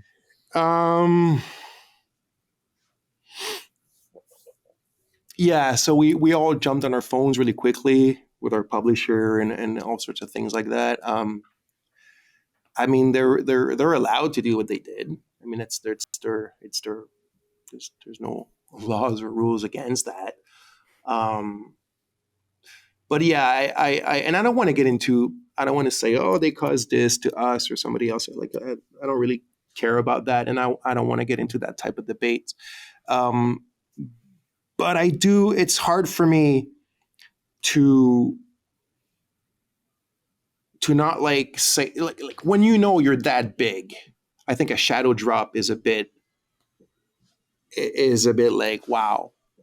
Sure. You know what I mean? Like you as a GTA 6 of indie, right? And I know now this term gets thrown left and right, but we were, people who were in the industry, that's already how we were calling such a game. And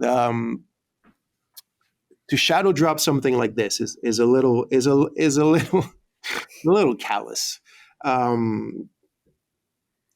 That's it. They're, like I said, they're allowed to do it, whatever. That's fine.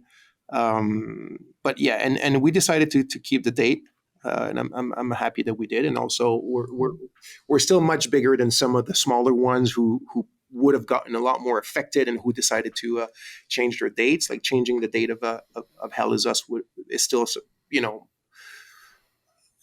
would have been a pretty big endeavor. But yeah, I was going to say, would it even have been feasible?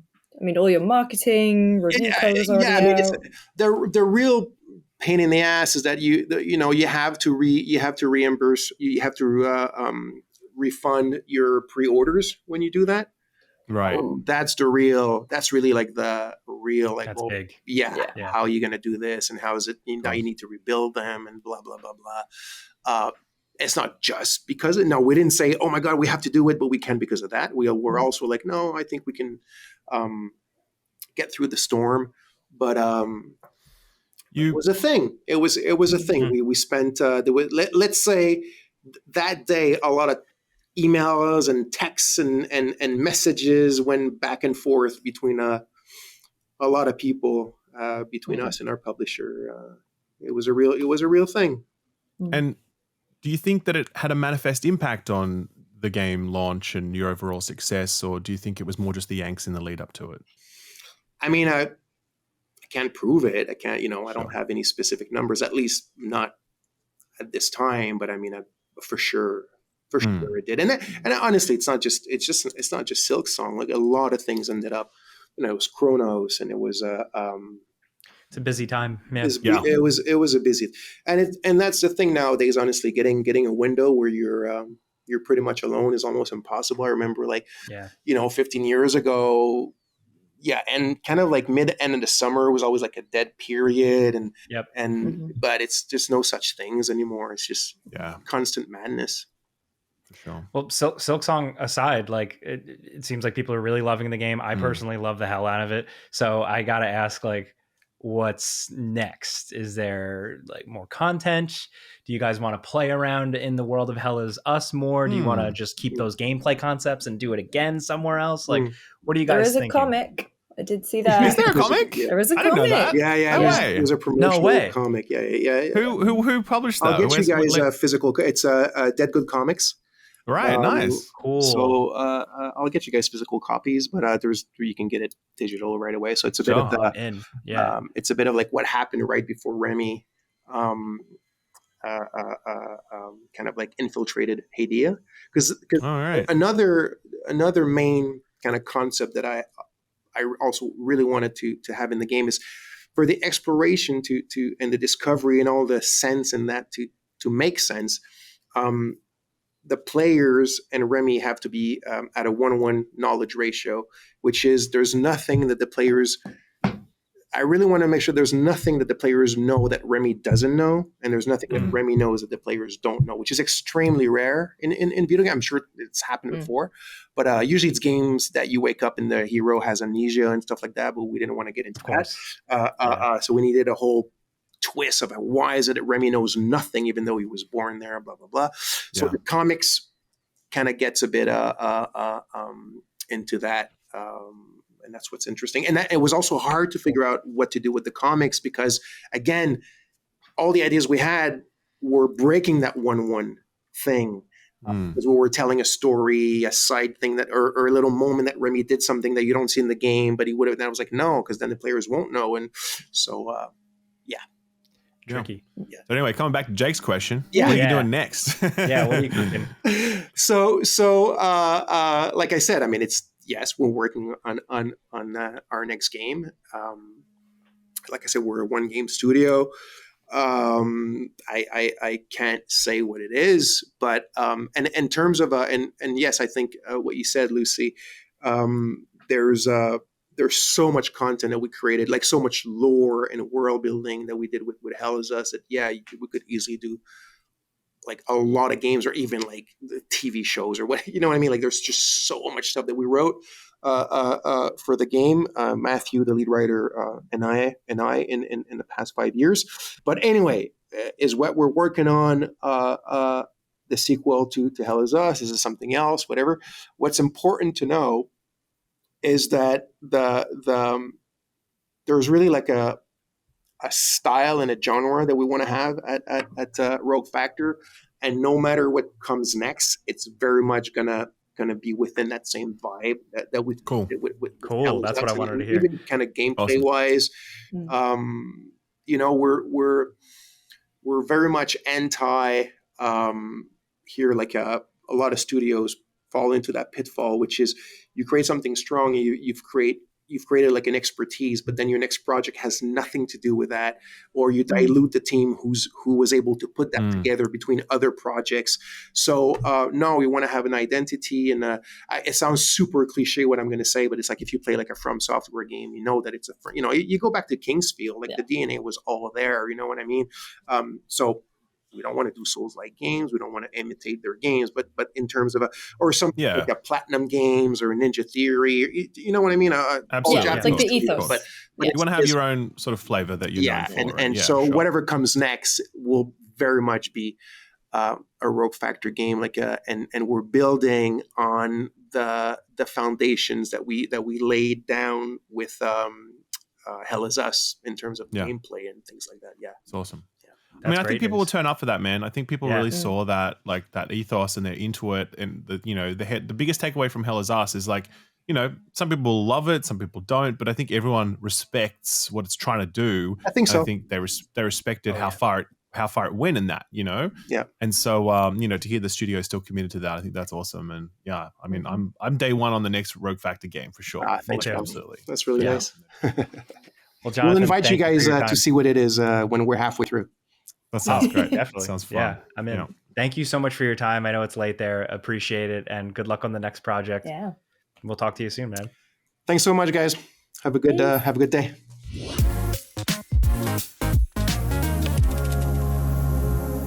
All right, so that was our chat with John. Now, Hell Is Us. Yeah, now let's talk about how much we hate it sucks. The game. I've seen your Instagram, Jake. You did not hate that game. I like this game a lot. It really hit for me. I think the thing that stuck with me is I was just because it is flawed, and like I every time I talk about the game, like I come up right up front. I'm like, hey, I don't like the combat, and you might immediately be like alarm bells because that's like a significant portion of the game. But I enjoyed the rest of it so much that it made up for it. And excuse me, a big part of that is because I just found it memorable. I'm just chasing things where like I feel something and I enjoy something and it sticks with me. And I think Hell Is Us does that for a variety of reasons because of the way it's structured, the way it's built. It's designed for like quote unquote no hand holding or anything like that. So people who are sick of quest markers, and especially like a lot of people listening, right? Like chances are you play a lot of games. You can jump into an action adventure game oftentimes and be like, all right, I know where this is going, and just kind of like autopilot it. Yes. So this game is like the antidote to that, because there's no quest objectives, map markers, there's no map, there's no like, hey, go do this. The main character doesn't say like, I need to investigate the blah blah blah. Like there's none of that. It just throws you in. And what kind of finished that off for me was the world and the level design, which I think is incredible. The way a lot of these levels are built. Not every single one is a 10 out of 10, but I the way they're like intricately built and how they encourage exploration, I just fucking loved. It really hit with me. And it also like it kind of like cuts some checks that it actually kind of, in my opinion, cashes in terms of like trying to say stuff about war and human suffering, and like in a way that, how like some games get criticism for essentially sanitizing or like wanting to say something but hiding it behind like their fake video game lore bullshit. Yes. This is a game with fictional countries in some magical made up land, but it's still, I feel like the stuff about like war crimes and civilian deaths, like it still was effective. I was still like, damn, they're doing something here.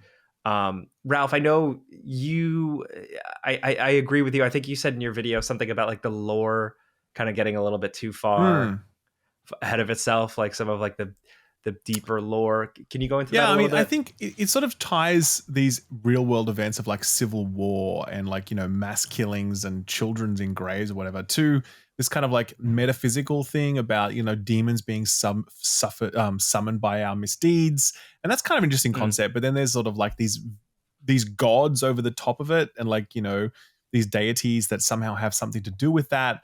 And then they've inspired these kind of orders throughout history that are sort of loyal to these deities in different ways. And it kind of becomes a little bit video gamey, and it takes a very serious thing. And then, as I said, ties it to some video game bullshit.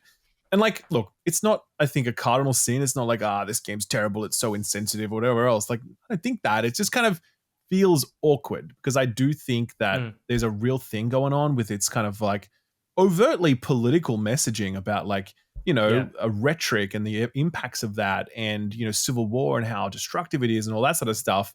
And, I know that's an uncomfortable place for a video game to sit. And so it's kind of a natural instinct to pull it away from that and be like, actually, it's because of video game gods, But I don't know. And I wonder, could this game have sat with that more? And like, I don't know that it necessarily needed to or should have, to be perfectly honest with you.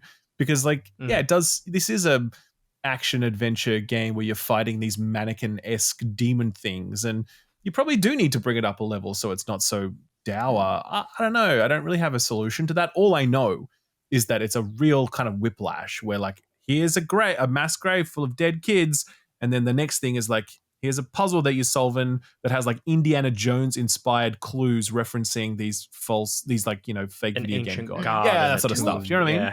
Yeah. To that point, and so for context, like I said, we're talking to John tomorrow our time. I was talking to him last year, and I think that reference as to, these figures is more of a Berserk thing. Okay. The God Hand being these harbingers of doom brought in specifically by the sacrifice, by people doing terrible, terrible things. Sure. And they are these guiding things, creatures. I'm not going to spoil Berserk or anything, but like, I like, hey, we'll put this in the interview. I will double check with John, but I'm pretty sure that was the pull for that. I can see that for sure. Interesting. By the way, can you guys hear that drill in the background? Oh yeah, there it is. A little bit? Okay, cool. Sorry if there's a little bit of noise in the background, but there's literally people working right outside my window. So forgive me. I might like turn down my mic a little bit just to see if it catches less noise. I can totally see how that makes sense for sure. Mm-hmm. And again, that's why I'm saying I don't really have a clear solution to that problem. I'm not like, this is how it should have been. All I know is that it just doesn't quite click here. I'm not sure how you dial up or down either side of the equation so that it hits an equilibrium. But all I know is that it just felt a bit mismatched. I don't know how. Did you feel that way, Jake? Like, where did you land on that stuff? Yeah, I'm with you, because it for me it was like just a step to. I'm like, a little too much. Like I was just like, all right, I'm starting to like all these words, and then I start to lose track a little bit. But I see what they were going for in terms of it kind of being like a framing device for the like centuries or like decades of like hatred, and like just trying to show how far back it can go, like why these two lands can be hating each other and fighting and stuff like that. Yeah, I think it's worthy. And to be super clear, I'm definitely not in that camp of like, oh, it's bad when video games confront, because we literally just had a conversation about Silent Hill F, where I'm like, yeah, make it as fucked up and confronting as possible. Let's go. Right? It's never about that. It's always about like what feels tonally right. And I just think, tonally it feels a bit incongruent because it's kind of whiplashing back between those two things. And it just didn't quite find its feet. But again, I don't want to overplay this. Like, I don't think it's a cardinal sin. I'm not like, you shouldn't play this game because of that stuff. It's just kind of like, just that part of it I thought hit less, just didn't hit as strongly as other parts of the game for me personally. So I loved the puzzles. Okay. As someone who's not like a puzzle game guy, I'm more of like, my bar is like Resident Evil, like weird keys and stuff like that. I think this game was like a good job of like being a step above that. And especially with how you can't keep track of anything. It is kind of like a write things down type of game, not to the level of something like a Blueprints or something like that. But I did find myself here and there just kind of like writing something down on my phone or taking a picture of, because I still do the thing like, you have built-in screenshot functions on PS5. I still just take my phone like a boomer and take a picture of the screen to remember something for a puzzle. Sure. It's easy to navigate because funnier. then you can also have your phone like next to you. You can easily navigate and go between. Whereas I'm not going through the PS library thing to find my screenshot. But satisfying. Like the amount of times like you pick something up, like Bilbo just like, oh, what's this thing? And then you don't use it for hours. Hours in, you're wandering around to NPCs and you're like, are these your car keys? Are these your car keys? And I liked it because like when you do finally like connect the dots, it's like, oh, nice, great. And just how the world kind of like, something will happen, and like, because some of those little NPC side quests and stuff are timed or gated. So it's always interesting to like come back to a new area and like, oh, there's no one here, or they're all just strung up on the wall now. Like, that's right. It's very interesting. I was like, sad. If I'd have known that was going to happen, I might have put a bit more hustle behind it. Like, you know what I mean? Yeah. So, but I loved it. So I think the big thing was going into this game pretty blind, which I've talked up the game a lot, but I still like think like just go in, don't watch like a let's play or anything. Like just go into it, because I had seen that first trailer and it was like, it's going to be hard. Like we're not going to tell you what to do. And I was like, okay, cool. Looks kind of like a sci-fi Souls-like, maybe. It's not really that. And I think playing this game and getting to the next environment or zone for the first time and slowly chipping away through it is like just video game magic. Like it felt so good to not know what's going on, kind of still getting your feet wet, like understanding the threats and chipping away through a zone and just like kind of having it unfurl in front of you, because, again, you're getting lost. These aren't even like the biggest maps, but like that first run through, you're like, okay, wait, I made a left on this street, but now how do I get back to that house? Where am I going? Oh shit, a cave. That town level. Oh, the cave is an entire dungeon. Like that feeling was great. No, I agree. There's the game like very much encourages you to like give up mapping it out in your head. Most video games were like that don't have maps. We're like, okay, cool. I'm gonna remember this though. I can just kind of keep it in my head. I'll do it. But I think Hell Is Us is specifically so labyrinthine in its approach to level design. It's deliberately trying to fuck with you. It's deliberately trying to make sure you can't map it out in your head. You kind of just have to like fumble around in the dark and be like, maybe it's this way. And you just feel like Gandalf or the whole time where you're like, you don't know which way to go in the cave, So why are we like guy who's only ever seen Boss Baby, but right. all of our references are Lord of the Rings. Lord of the Rings vibes right here. But I mean, I don't know, maybe that's like an interesting thing. I think it is a journey, this one. It is about genuine moments of like discovery and like getting lost. You know, there's a reason that, you know, you give that example of Bilbo picking up something he doesn't know about. In games, when you pick something up, you always know what it is. And similarly with, you know, the example I just gave, like we always know where we're going in video games these days, right?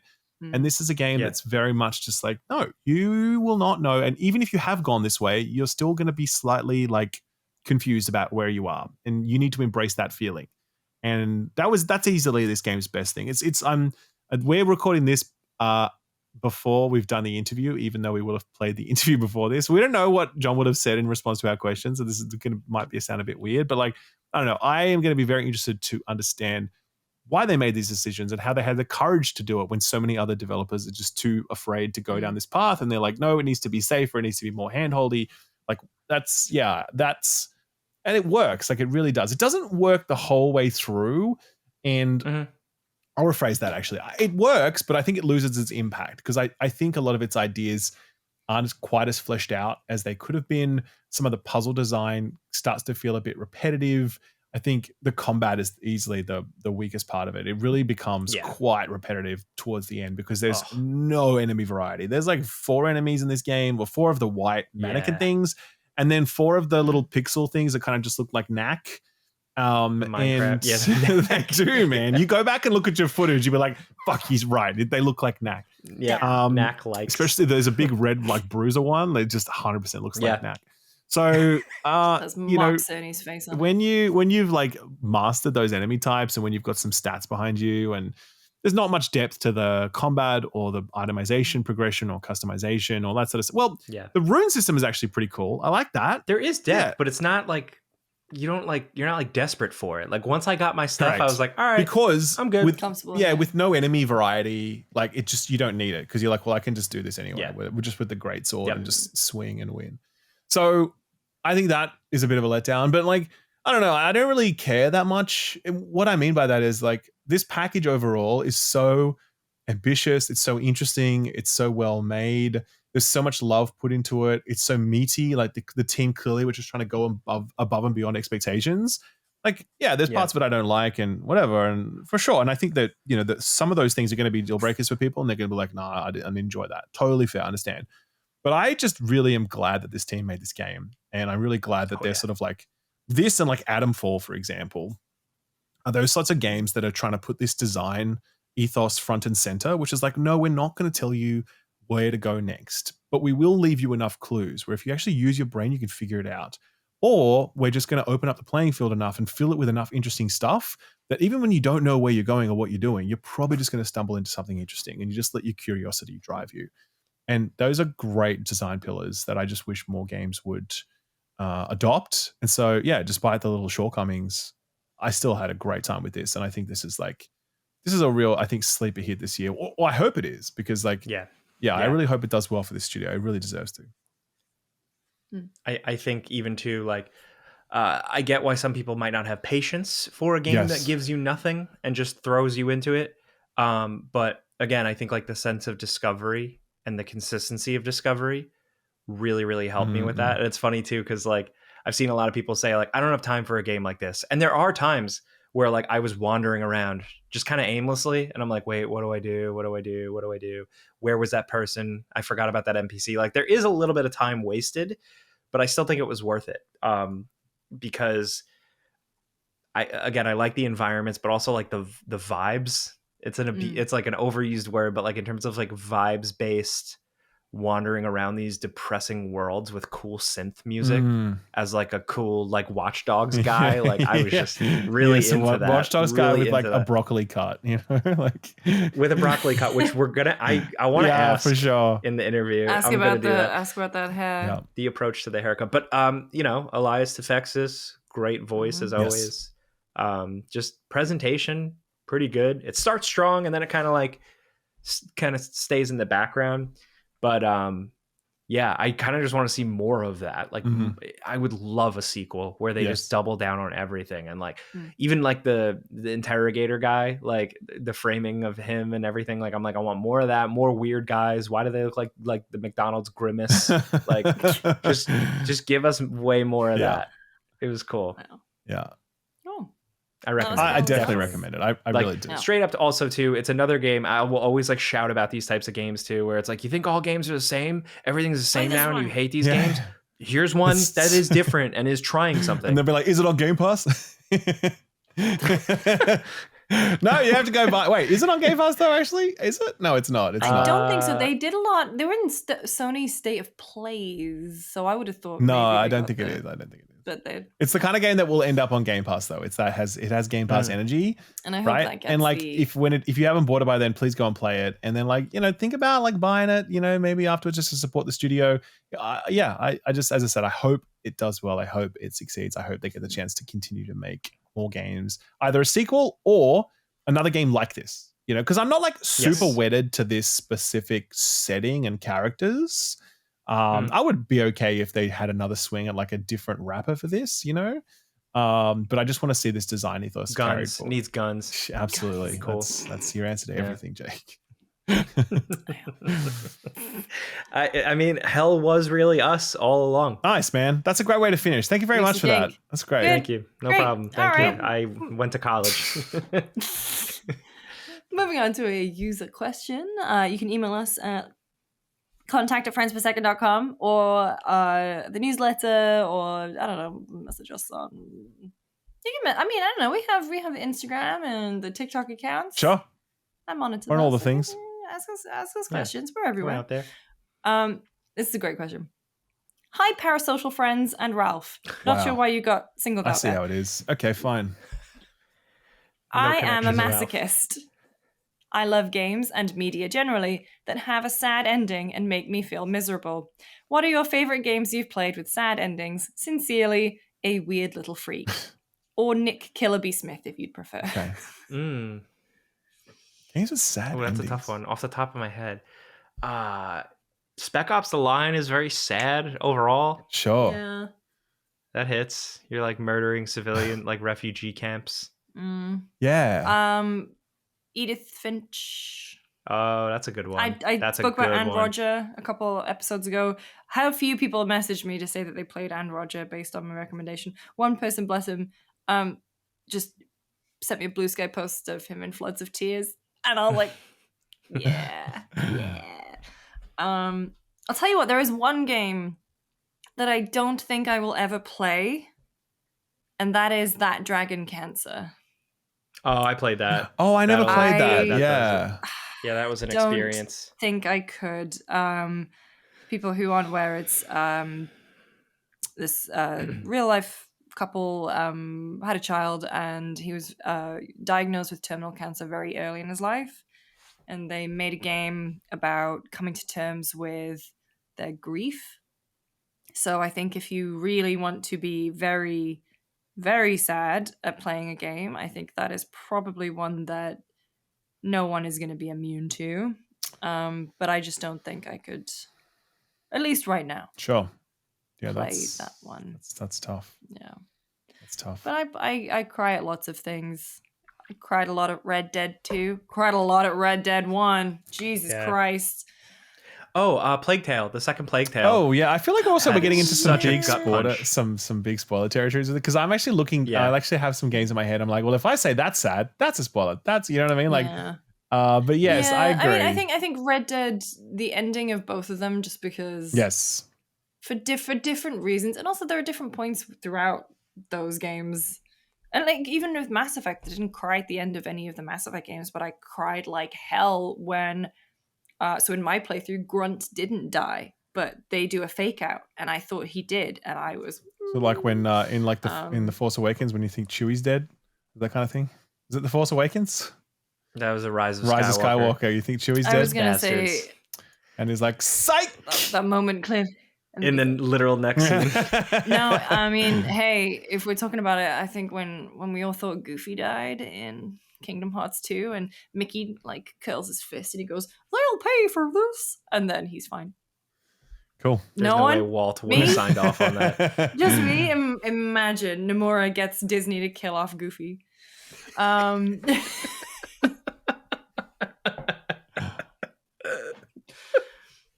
sorry.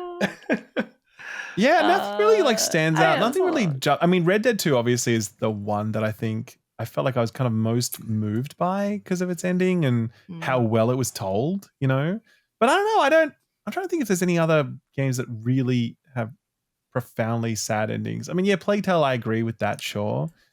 I don't know. I think Telltale Walking Dead. Okay. Oh, I mean, that wasn't good even one. the. Oh God, yeah, Telltale's Walking. That's not really the first end, season, but first season.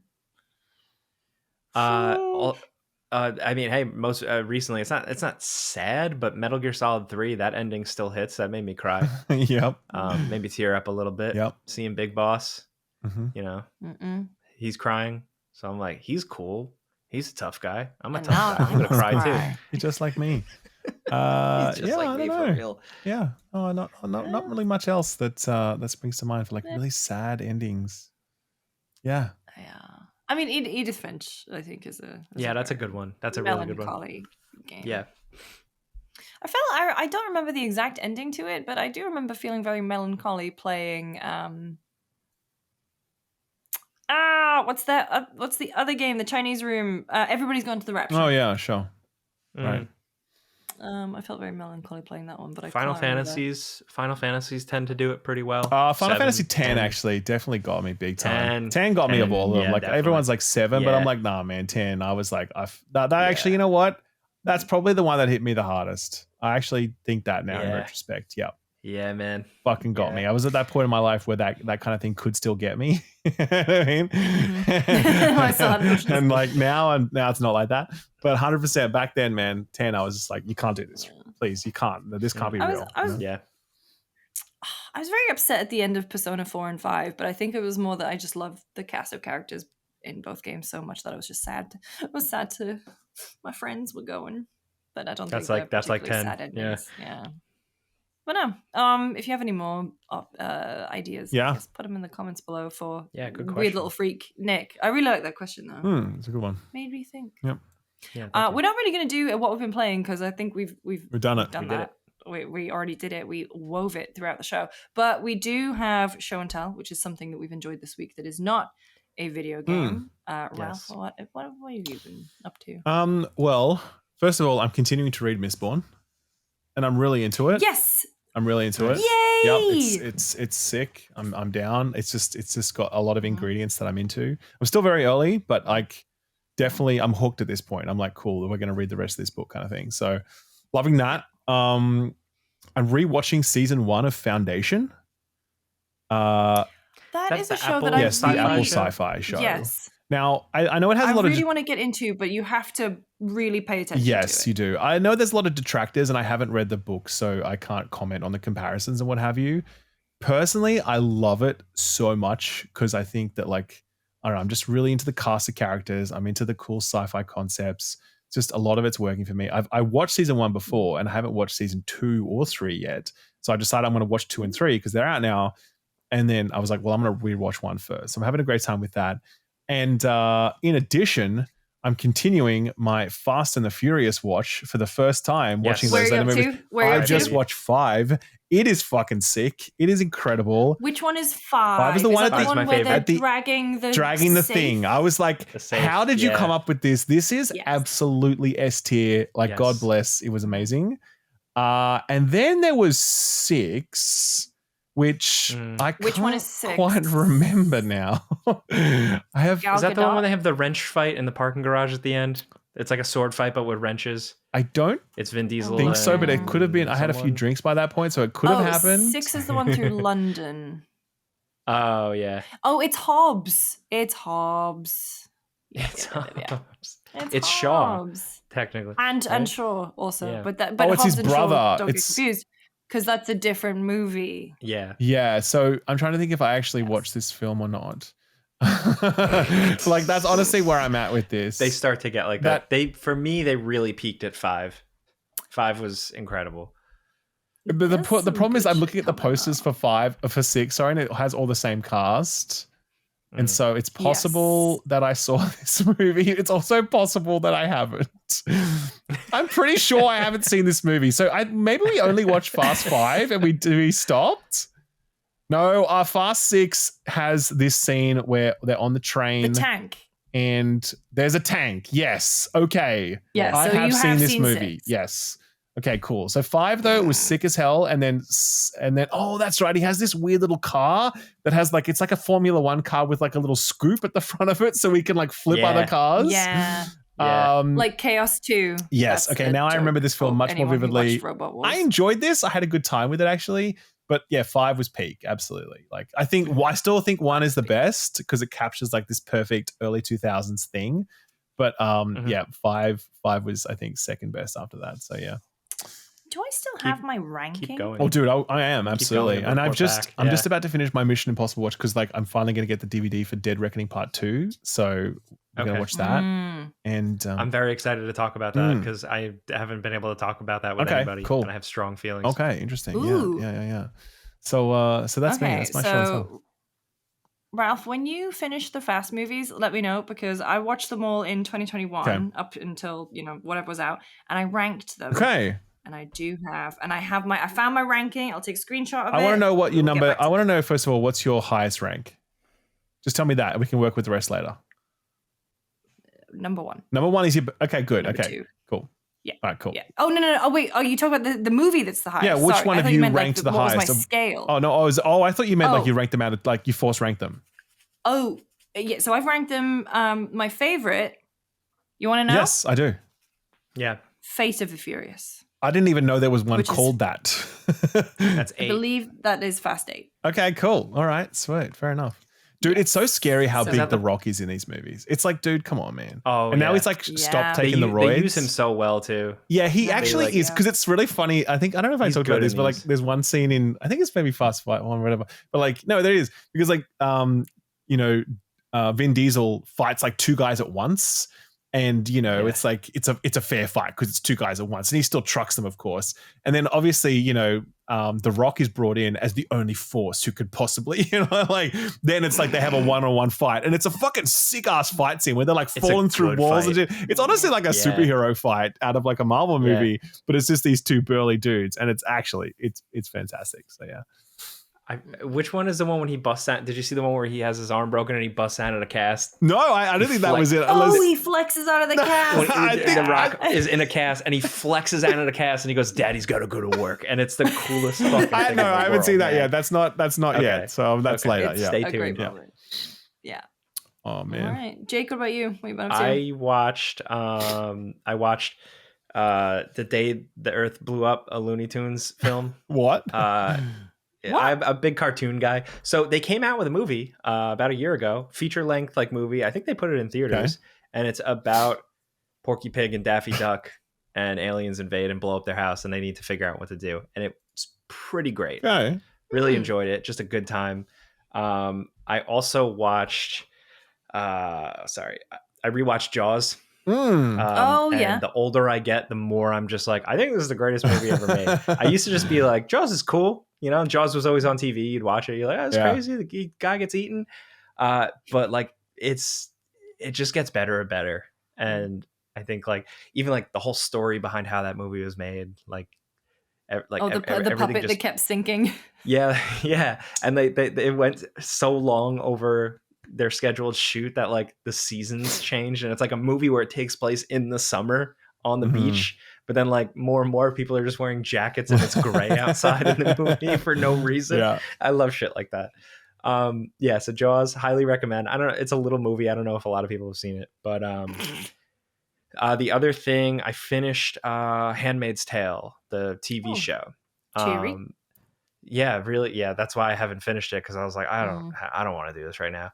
But finished season 6. The show in the early seasons was like, I think, some of the greatest television ever made. Like, I think was so good. And then they kind of just kept going, and unfortunately it suffers for that. The last season, I think, wraps up some things pretty well, but it clearly feels like it got like the budget was lowered quite a bit. It has its moments, but I think the series just went on a little bit too long. Also, it ended in a way with some things not resolved, and then I found out that they're making a spin-off show, and they're going to tie some things into that, and I kind of felt like a little shortchanged narratively. I'm like, what the fuck? It's still good. It's worth watching. It's a depressing show, but I found it very interesting and also just beautifully shot and like everything, like tonally, it's very unique. Yeah. I kind of dropped off in season 2 for Handmaid's Tale. I read the book. I also read the infamous Draco Hermione fan fiction that was based on it that is now being turned into a movie. All That's names changed, of Of course. Yeah. But yeah, it was it's Handmaid's Tale is a rough go. It's heavy. It Yeah. There was a point, I think it was season 4, where they could have ended it, and I think maybe they should have. They do a really good murder. They do a big murder of one of the main villains, and it hits so hard because of like, again, like the way they like cut to it and the like emotional impact of that like death, like, and that could have been the wrap right there, but they kept going. And then it also kind of gets the problem of like suspension of disbelief with some things where it's like the show is very insular, and it's like there's a big happenings outside, but it's very focused on just what's going on here. But towards the end of the show, the last 2 seasons, it kind of like shows you the rest of the world, and it's kind of like it's a little loose where it's like, well, that doesn't make sense. Like, how could that happen? How could it's just tough. So, you know, it obviously goes beyond the book too, and credit to them for doing that. But I don't know, kind of fell apart at the end. Decent enough, but well, a show that I hope continues to be excellent because I'm having a whale of a time with it. I definitely spoke about like the first episode of Alien Earth. Oh yeah. Now I've watched 6 episodes. Okay. It's really good. Is it just like Alien 1 though in like a movie form or like a TV show form or no? Okay, all right. So there is one episode that is just an excellent Alien movie. Okay. That's episode 5. Okay. Like okay. Because I felt like the first episode was kind of like that too. Well, first episode because it also like it takes place on Earth, and I think the thing that is most compelling to me is discovering how the corporations work and how they try and undermine and undercut each other all the time. I think the head of Prodigy, the what's his name, like the Wonderkind, the boy Silicon Wonder. Valley kind of guy. Yeah, he is so good. I'm obsessed with him. Like he is so. I feel like he must have been so pissed. I think I said this last time that he did not get the role of Willy Wonka because he would have been, I think, a really, really perfect kind of like complement to Gene Wilder's. And like he's just so creepy but magnetic. I think he's really well cast. But also just the fact that it delves into synths, cyborgs, what it means to become. To be a human being who then gets transferred into a machine. Where does your humanity end? Do you have allegiances to the people who are humans because you think you're humans, or does your allegiance lie with who made you? They delve into all these questions, and I think a really cool way. A lot of actors in it from Fargo too, so it's a nice thing to watch and be like, oh, I remember that. Sure. But there is also such clear reverence for Alien as a franchise. There are some music cues and sound effects that are just so good. And I'm just like, we were watching it, and we watch it, as a group every week, and it's like, fuck yeah, because we're all huge Alien fans, and we're just like, yes, this is so good. And so I think and Timothy Olyphant, oh my god, Timothy Olyphant as Kirsch. It is cool, the role he was born to play. Yeah, he's so different. I love him. Yeah. And especially because they're I don't want to get into too much, but I think one of the really cool things is that it is not all about the xenomorph. Okay. It is not like. Is it about is it Weyland-Yutani stuff? Well, as in no. I mean, yeah, Weyland-Yutani's in. You meet Yutani, like she is a character. All right. Okay. But the thing that gets me about it is that like the xenomorph is not the only specimen that they find. Oh, right. I see. Okay. And some of them, there's one in particular that if you watch it, you'll understand. He's like, I think it's a he, I don't know. But like everyone is kind of obsessed with him. Every time this particular creature is on screen, we just... Yeah. It's not half-assed. It feels like it's not just like the xenomorphs and all this other bullshit we came up with, like, it's actually like pretty compelling. They're weird really stuff. cool. And the way that stuff is eked out about them, because like they're being researched. You don't automatically know everything that happens and what is up with these creatures. I dig it. I really, really hope it sticks the landing. I'm so glad that you're liking it, because I'm in that point watching it where I'm like, I feel like this could fall apart. I don't know. Which episode are you up to? Glad. 3. Keep watching. Okay. Yeah, good. I'm glad you're digging it. And then book-wise, I'm halfway through Jonathan Strange and Mr. Norrell, so a few weeks ago I read Piranesi by Susanna Clarke, and this is her other book, which is like 20 years old, I think now, but it is about the 1800s England.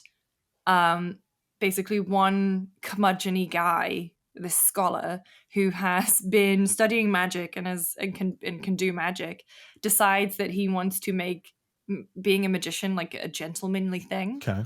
But he is so stuck up that he refuses to let anyone else research it. And then he gets dragged into, like, he eventually proves himself and he gets dragged in, and they ask for his help to defeat Napoleon. Okay. And so, nice. Awesome. It is a really cool thing of like melding very light pieces of history and like certain events with magic. But also I really love Gilded Age and Downton and period pieces. And so the fact that as soon as he gets to London, he can't just, be a famous magician. He has to go to balls and introduce himself properly and become a part of society. He's got a network. Yeah, which he fucking hates doing. I feel that. And it's also a book where the second protagonist doesn't come in until 200 pages in. Interesting. Yeah, okay. It's really cool. I'm really enjoying it. And I've been getting through that. So cool. That's my stuff. Nice. That's good. Oh, I read the graphic novel 30 Days of Night. I never read it. I've never read it. Love vampires. The movie's great. The comic is cool. It's just very short. Mm-hmm. The idea, the concept of 30 Days of Night is really good, but it flies through it so quick because it's just a short read. Mm-hmm. That what is the concept? The concept is a town in Alaska where it's situated. There's a period where there are 30 days of night, and it's a very, very small, isolated town, and vampires get wind, and they're like, oh, that's awesome. It's like a free-for-all. We can just walk around and fucking eat people for 30 days and hang out. So it's like 2 little small town cops essentially are just like on patrol, and it comes, and it's just like they're all holed up and trying to survive, and it's cool. They're like looking around a town of just full of zombies and just being like, something seems off here. Yeah, exactly. And it's really cool, but it's very short. So I could see why they like took it and made it a movie and tried to expand it to a bigger thing. The art was gorgeous though. Very like chaotic, really well drawn. But yeah, that's me.